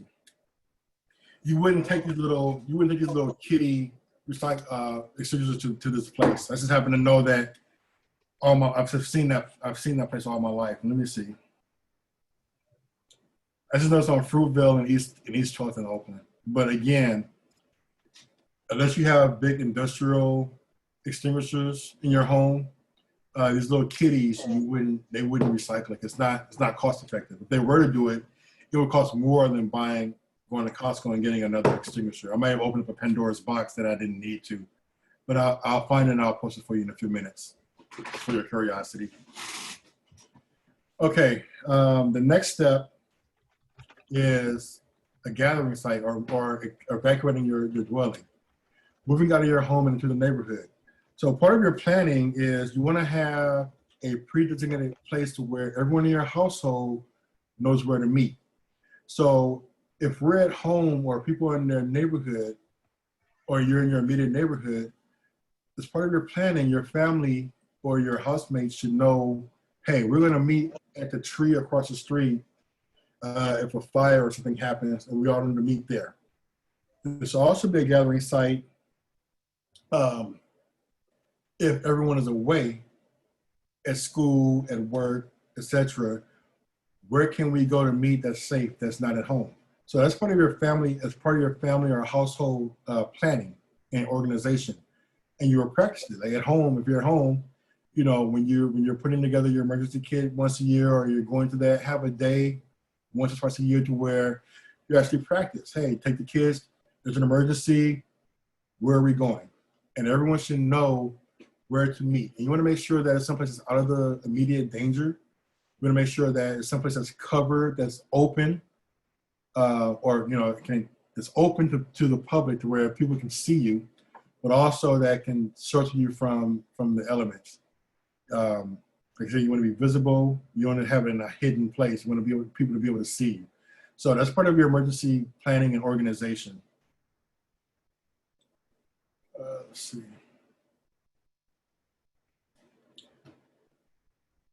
Teams, again, we wouldn't expect you to do this now, but if you were CERT trained or if you had more advanced preparedness training, you would work with your neighborhood, people in your neighborhood, by getting to know your neighbors, knowing who knows how to do what, and then you can assign as part of your planning, okay, Jose, you're gonna help me, you know, if something happens, you're in charge of fire suppression. Lisa upstairs, you're a nurse. I need you to, you know, do you agree? You know, you're our medical person. And so everyone in that team, in that neighborhood knows what they're expected and what they've agreed to do in the case of an emergency. But again, that's like more advanced part of the preparedness. It's part of organize your neighborhood or map your neighborhood as I know it. Yeah, Susanna, yeah, it's Acme Fire Extinguisher 1305 Fruitville, and she posted it in the chat. That's the place I'm thinking of. But again, you wouldn't recharge these there. You may buy some, you may buy extinguishers, but they're not gonna recharge anything for you there, or it wouldn't be cost effective. As far as your working in teams, always work with a buddy. Make sure the safety of you and your partner is your first priority, and never enter in an unsafe environment. So you don't want to go into any collapsed buildings or buildings that are on fire. Heroes are good on TV, but we don't need more victims. So this is something you would learn more in an advanced preparedness class. Tanya Little, Tanya in the chat also mentioned places where you can take care of your extinguishers in Contra Costa County. All right, again, this is a tip, if a fire alarm or sprinklers go off or, an earthquake, leave your unit if you need to, know where to go, make sure your evacuation area is located a distance far enough away from the danger, and check on your neighbors who may have difficulty evacuating. Like, I have a neighbor upstairs, make sure that she's able to get out. And some of these things that we're kind of reiterating, but yeah, we want to make sure that you know if something happens, that you know where to go and how to evacuate. We talked about purifying water earlier, or at least Ari brought it up earlier. If you don't have, gallons of water stored away, if you're able to, you can purify water by boiling it with a rolling boil for at least 1 minute. You may purchase purifiers and tablets for your water. I don't recommend any, it's just you go to your hardware store or REI and they can recommend which, whatever they have. There's a bunch of them out there. You can also use bleach, unscented and unconcentrated bleach. So I have the bleach I have is scented and it's concentrated. So I wouldn't be able to use that to purify my water. But it's regular old dollar store, plain old bleach. Use 1/8 of a teaspoon per gallon, shake it up or stir it around. you can drink that water. The bleach or the chlorine should be able to take care of that water for you to drink. So if you don't have, all you have is your bathtub, all you have is the water coming out of your sink, you need to save it for a while, bleach is a good tip.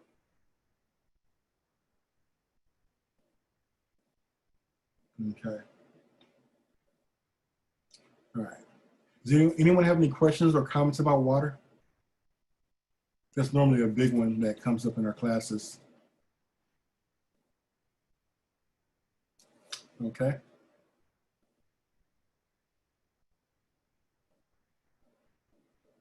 So yeah, someone mentioned such you had to boil water for 10 minutes. Here it says 1 minute. I've always, 10 minutes you may evaporate the water depending on how much you have. But I've always saying that if you at least have a rolling boil for at least 1 or 2 minutes, you should be okay. 10 minutes you may, I don't know, that's fine, but there may be overkill.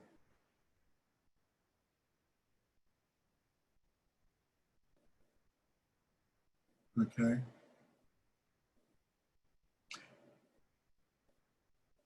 So yeah, Amanda mentioned having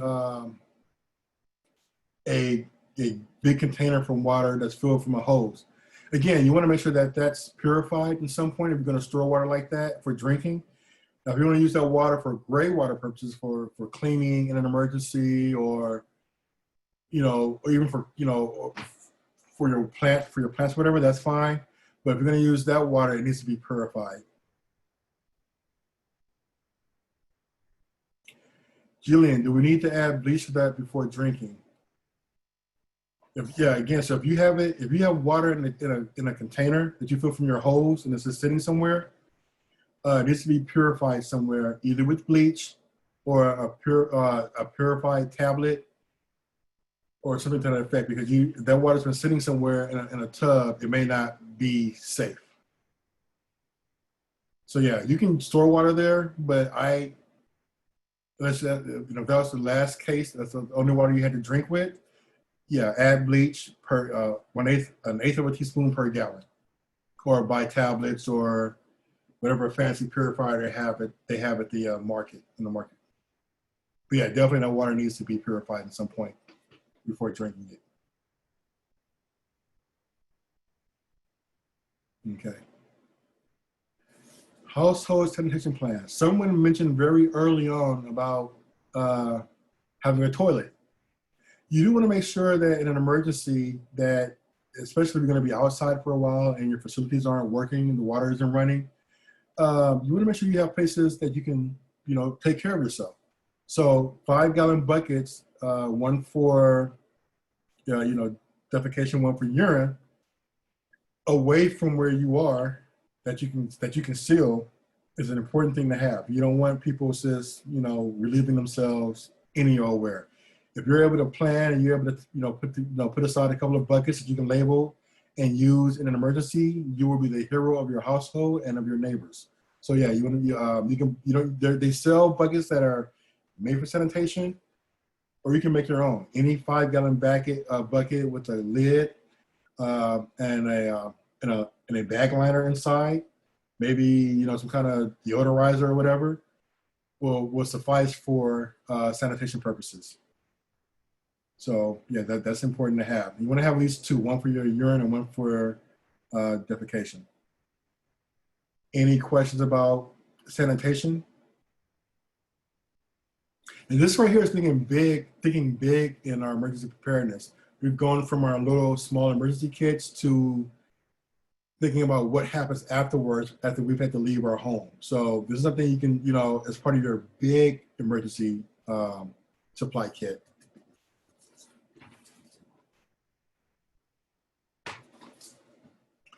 Emergency communications.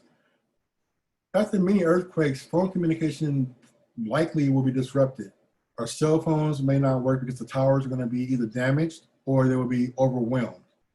So you want to have other options that you can use. Someone earlier mentioned a radio, walkie-talkie. That can work within a short distance.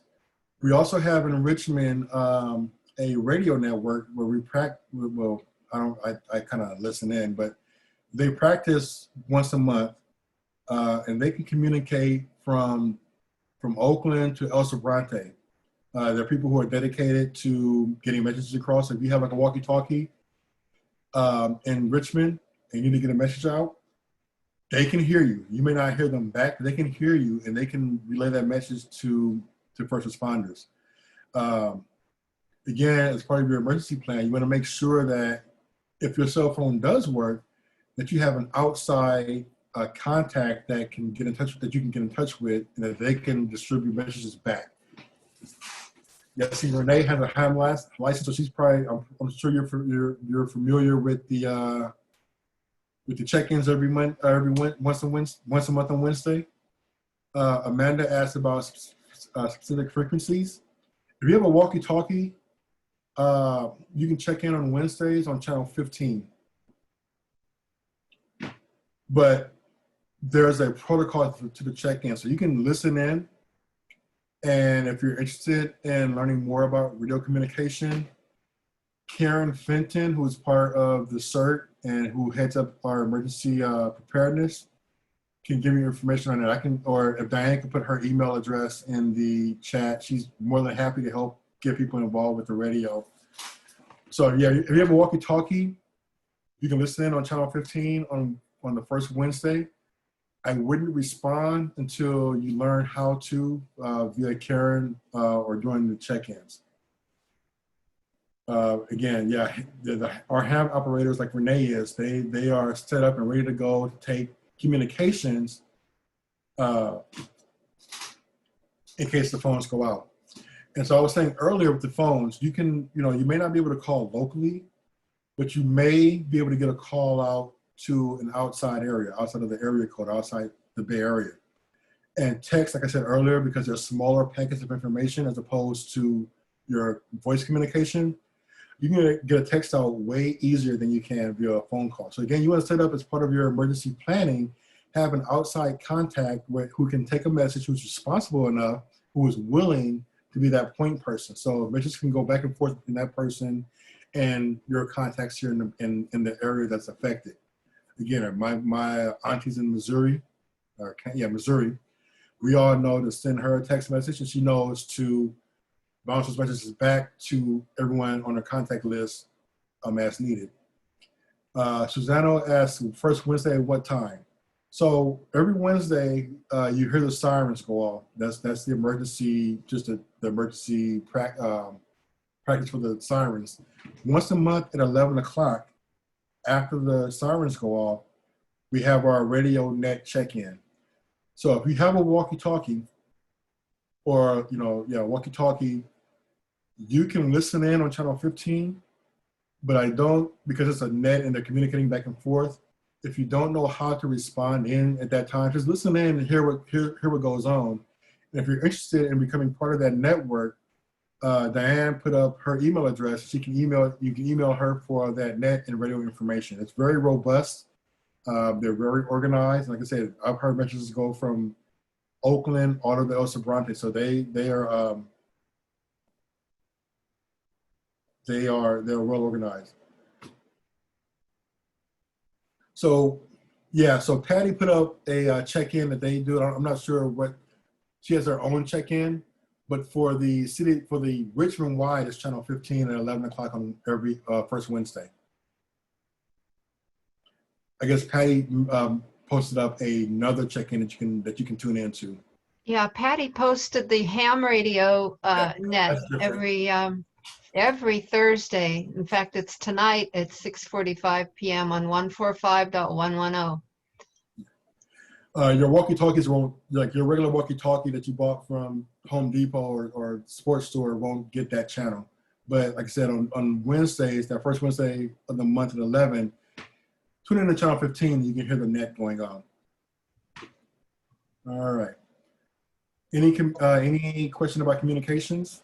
Again, to me, my biggest thing is the most important thing is to have that outside contact and make sure that person is willing and able to serve as a go-between between your contacts in this area that's affected, because you'll have a hard time getting in touch with someone calling from here to Berkeley, from here to San Francisco.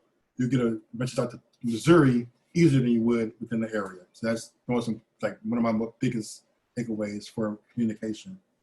And also use text, because text goes the smaller package of data than voice. I'm sorry, I'm losing my voice here. Yeah, that's communication. And again, these are the types of radios. Again, the FRS are your walkie-talkies. That's what I use, and I listen in to the check-in. I've checked in a couple of times, but any old walkie-talkie from Walmart or from the sports store, that's probably what you have, and you don't have to have a license. They're inexpensive. They have a range of about 1 to 2 miles, depending on what kind you have for radio to radio, for your family, just for your family. But like I said, if there were an emergency, you can tune in to channel 15 and you can get a message across, and someone on the ham network will likely hear it, and they can relay that message to someone to get that information to get help out to you. GMRS, those are a little bit more expensive. You have to have a license. They're like your OCBs, and they can go town to town. Then there's your ham radios, which you do have to take a test for, take a class.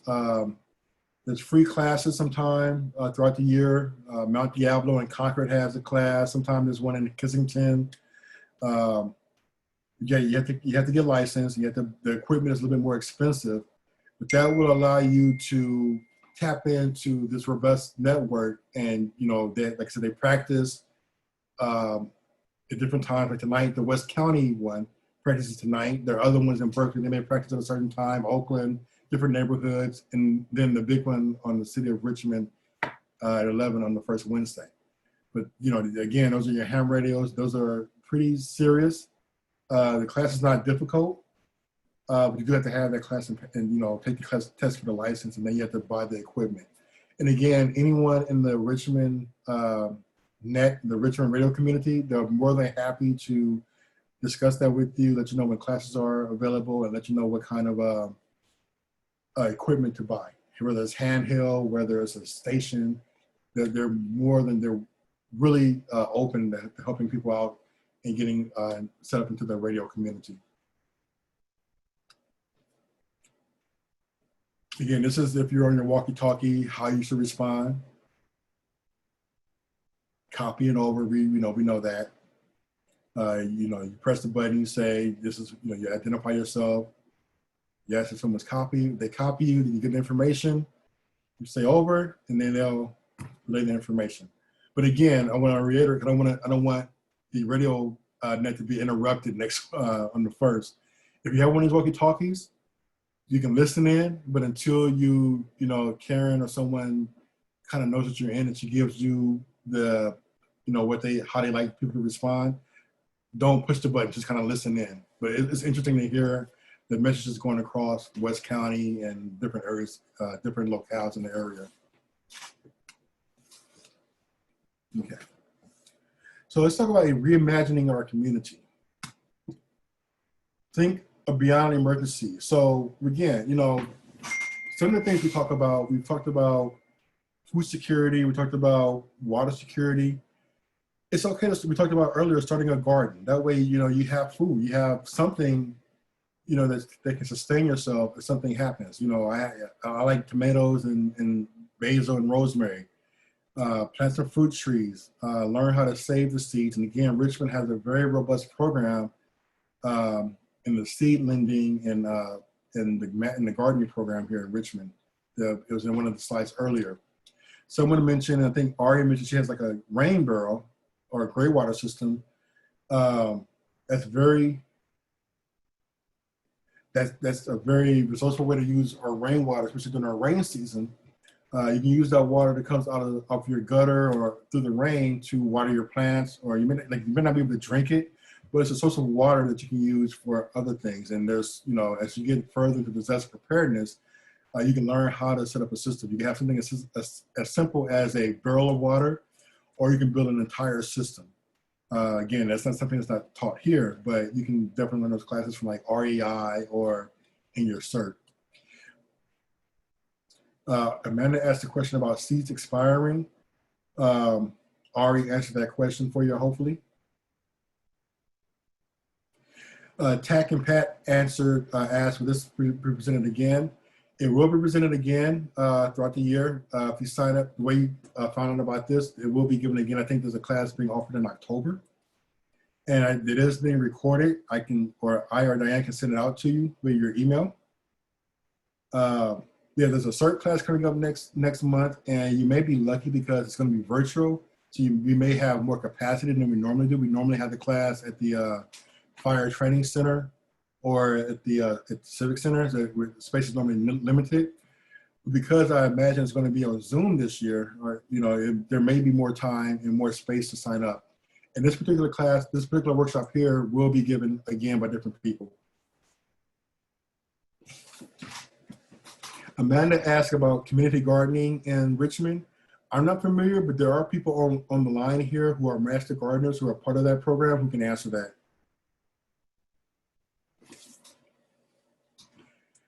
The Saturday damage assessment call or the Zoom is, I don't have it in front of me. I can answer that. That's 10 o'clock. 10 o'clock, yeah. 10 o'clock on Zoom. If you're interested in taking that class, send me your email. I'll send you the invitation. I'll put my email again. Will you be providing certain neighborhood contacts? Not here. However, if you go to richmondcert.org, which is CERT, I'm sorry, our website, I have to find it. Diane, if you can put the website up, I think I have it backwards.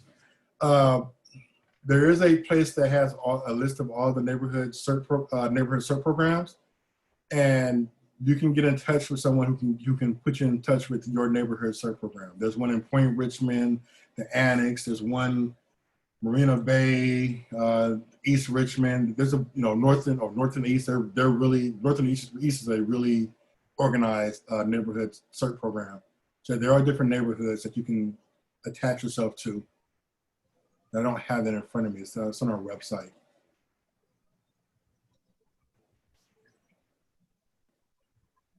Oh, here we go. So yeah, our CERT members are, there's a 24-hour course coming up. The next one is in October. It may or may not, it may or may not be filled up already, but you can go online to certrichmond.org and sign up there. The Saturday class is listed below. It's Saturday the 19th at 10 o'clock. That class will focus on how to assess damage in your home. You will be taught by an expert in that. I'm going to tune in just to listen in. And there are all kinds of events and classes that we have that'll get you set up for preparedness. Again, I really encourage you guys to, if you're not able to get to the October class, in the spring, there will be another CERT program to where we go over all of this in much more detail. You'll have a chance to do drills. You'll have a chance to, do damage assessment. You'll go out to a site and you'll learn how to crib and wedge, a structure from someone. You may even get a chance to put out a fire, a small fire. Sometimes they allow you, sometimes they don't. And you learn how to put together a bag. And like I said, I really encourage you to get involved in your neighborhood because we know that we're waiting for this earthquake and it's going to be pandemonium. So the more organized you are, the better you'll be in your community. There's a slide about more information. Ready.gov has a lot of information about how to prepare, how to put together a kit. Cal OES talks about higher level planning for emergency preparedness. The Red Cross has a lot of information, and of course, the City of Richmond Office of Emergency Services and the CERT program here. Joanna mentioned a class in East Richmond Heights. You can pick up a copy of a newsletter there at the market on Arlington. All right, does anyone have any questions? Yes, before you go, Anthony, I'm participating via the phone. This is Richard. And I would like to either provide my email or you could give me your email so I could get access to that Google Doc. Okay, Diane, do you want to keep, oh, you're on the phone. So if you don't mind your email going out, we can, we take it here. Are you talking to me, Anthony? I was talking to our, I don't know who that was. Richard. Yeah, on the phone. Yeah. Do you mind giving your email address out? We can take it here. Yeah, no problem. I'll just say it, and Anthony, if you could write it down and shoot me the link. Okay. Or Diane. Okay. R.C. Walker at gmail.com. Okay, so one of us will make sure that you get these slides. If anyone else on the line, if you want to send Diane a chat with your email address, she can send. We'll make sure that you get the slides also. I want to thank you guys all for participating in this. This class is not, it's kind of it's a primer. It's not all inclusive. It's just to kind of whet your appetite for disaster preparedness. Again, I really encourage you guys to take the CERT class. If you don't take the CERT class, REI has classes. Different community groups have disaster preparedness classes. And just get involved. Make sure that you're taken care of, that you can take care of your household and also your neighborhood. Are there any other questions? Let me see what's in the chat here.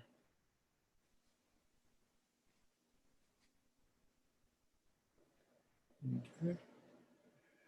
All right, the next workshop is on Saturday. That's damage and assessment. You can go to certrichmond.org for the next CERT class, which is coming up next month. And if there are no more questions, I thank you very much for taking time out to learn. Oh, I have a couple of things to give out. I have a couple of bags to give away, but I can only give them the way the grant works. I can only give them out to people who are seniors or who have access issues. So if anyone is interested in winning this bag who fit those categories, I have 2 of them to give away, 3 of them actually. In the chat, is anyone interested? Okay, so Rebecca Clemens is interested. okay. The age limit is 65 and above, or if you have, disabilities. That's the way the grant is written for this. That's the only way I can distribute them. So I am going to chat to Diane a number between 1 and 50. And if you meet those criteria, this is how this is going to work. You can put your guess, the number in the chat, and we'll see whoever's closest. There is one caveat. Let me take my notes here. If you do win the bag, I have a couple of questions for you. How will it affect, how would you use it, or how will it affect your disaster preparedness? And are you able to commit to the Great American Shakeout, which is on October, let me get the right date, October 15th at 10:17 a.m. Those are only 2 questions. Those are the only criteria we have for this. Let me give Diana a number. Okay, the first number, Diane, is between 1 and 50. You got it? I've got it. Okay, so if you meet that criteria, put your numbers in the chat.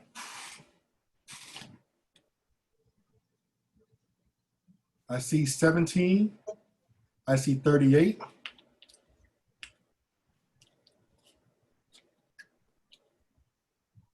Any other numbers? 34.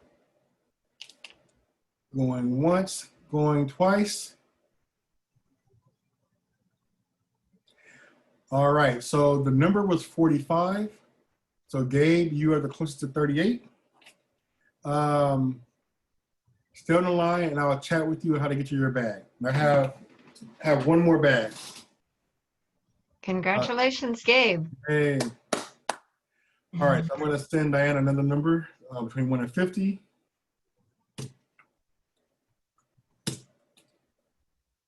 You have the number, Diane? Got it.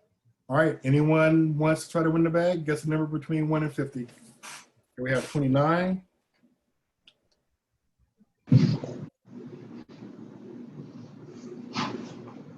Any other numbers? 33, 48, 19, 18, 48, 33. Going once, going twice. All right, the number was 2, so Linda Lawrence, you win the other bag. Congratulations, Linda. So thank you all for joining. Linda and Gabe, hang on for a second. I'm going to send you a chat just so I can, get your information. Other than that, everyone else, if you have any other questions, let me know. Other than that, thank you very much. We hope to see you on Saturday, and we hope to see you at this next CERT class in October. Thank you very much.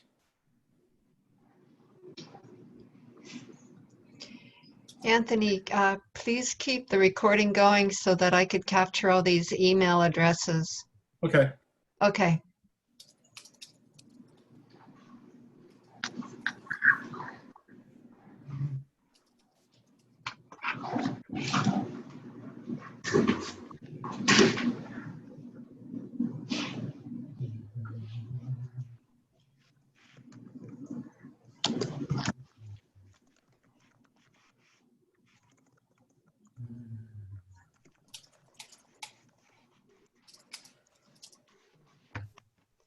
Okay, here's, I just captured them in a Word document, so we're done.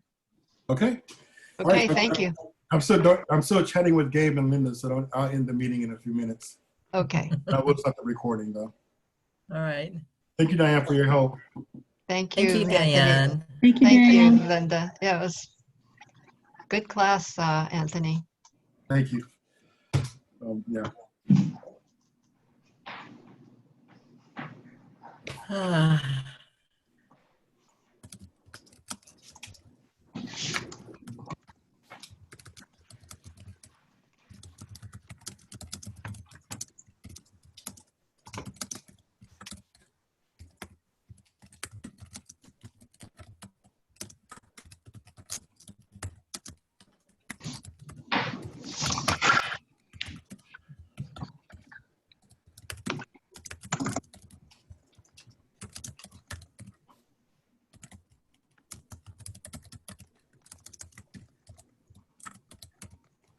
Hi, Linda, you still there? Yes, I'm writing to you. Oh, okay, cool.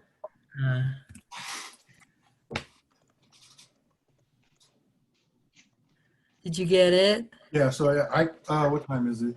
Oh, it's after 5, yeah. So I can leave now and I can drop both of these off right now if you like. Oh, sure. Okay, so where would be a place to meet? You can just drive. You can just drive by my house. I can drop it off at the locations. Gabe, I have yours. I'll just drop it off in the front door. Okay, that's fine. Fine. And then That's the good. I can drop it off in your front door also. Okay. ETA?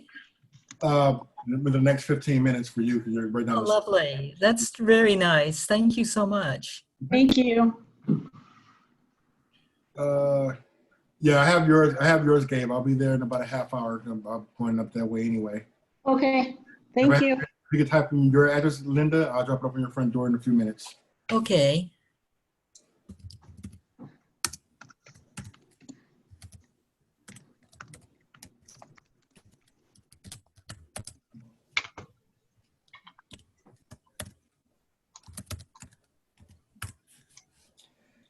Got it. We'll be there shortly. Thank you both. And thank you all for joining in. I hope you learned something, and I hope you continue. Thank you very much. All right, thank you. We'll see you soon. Thank you, Diane. Thank you. I'll stop the record. I'll end the meeting now. Okay. Thank Okay. you. Thank you very much. Bye. Bye.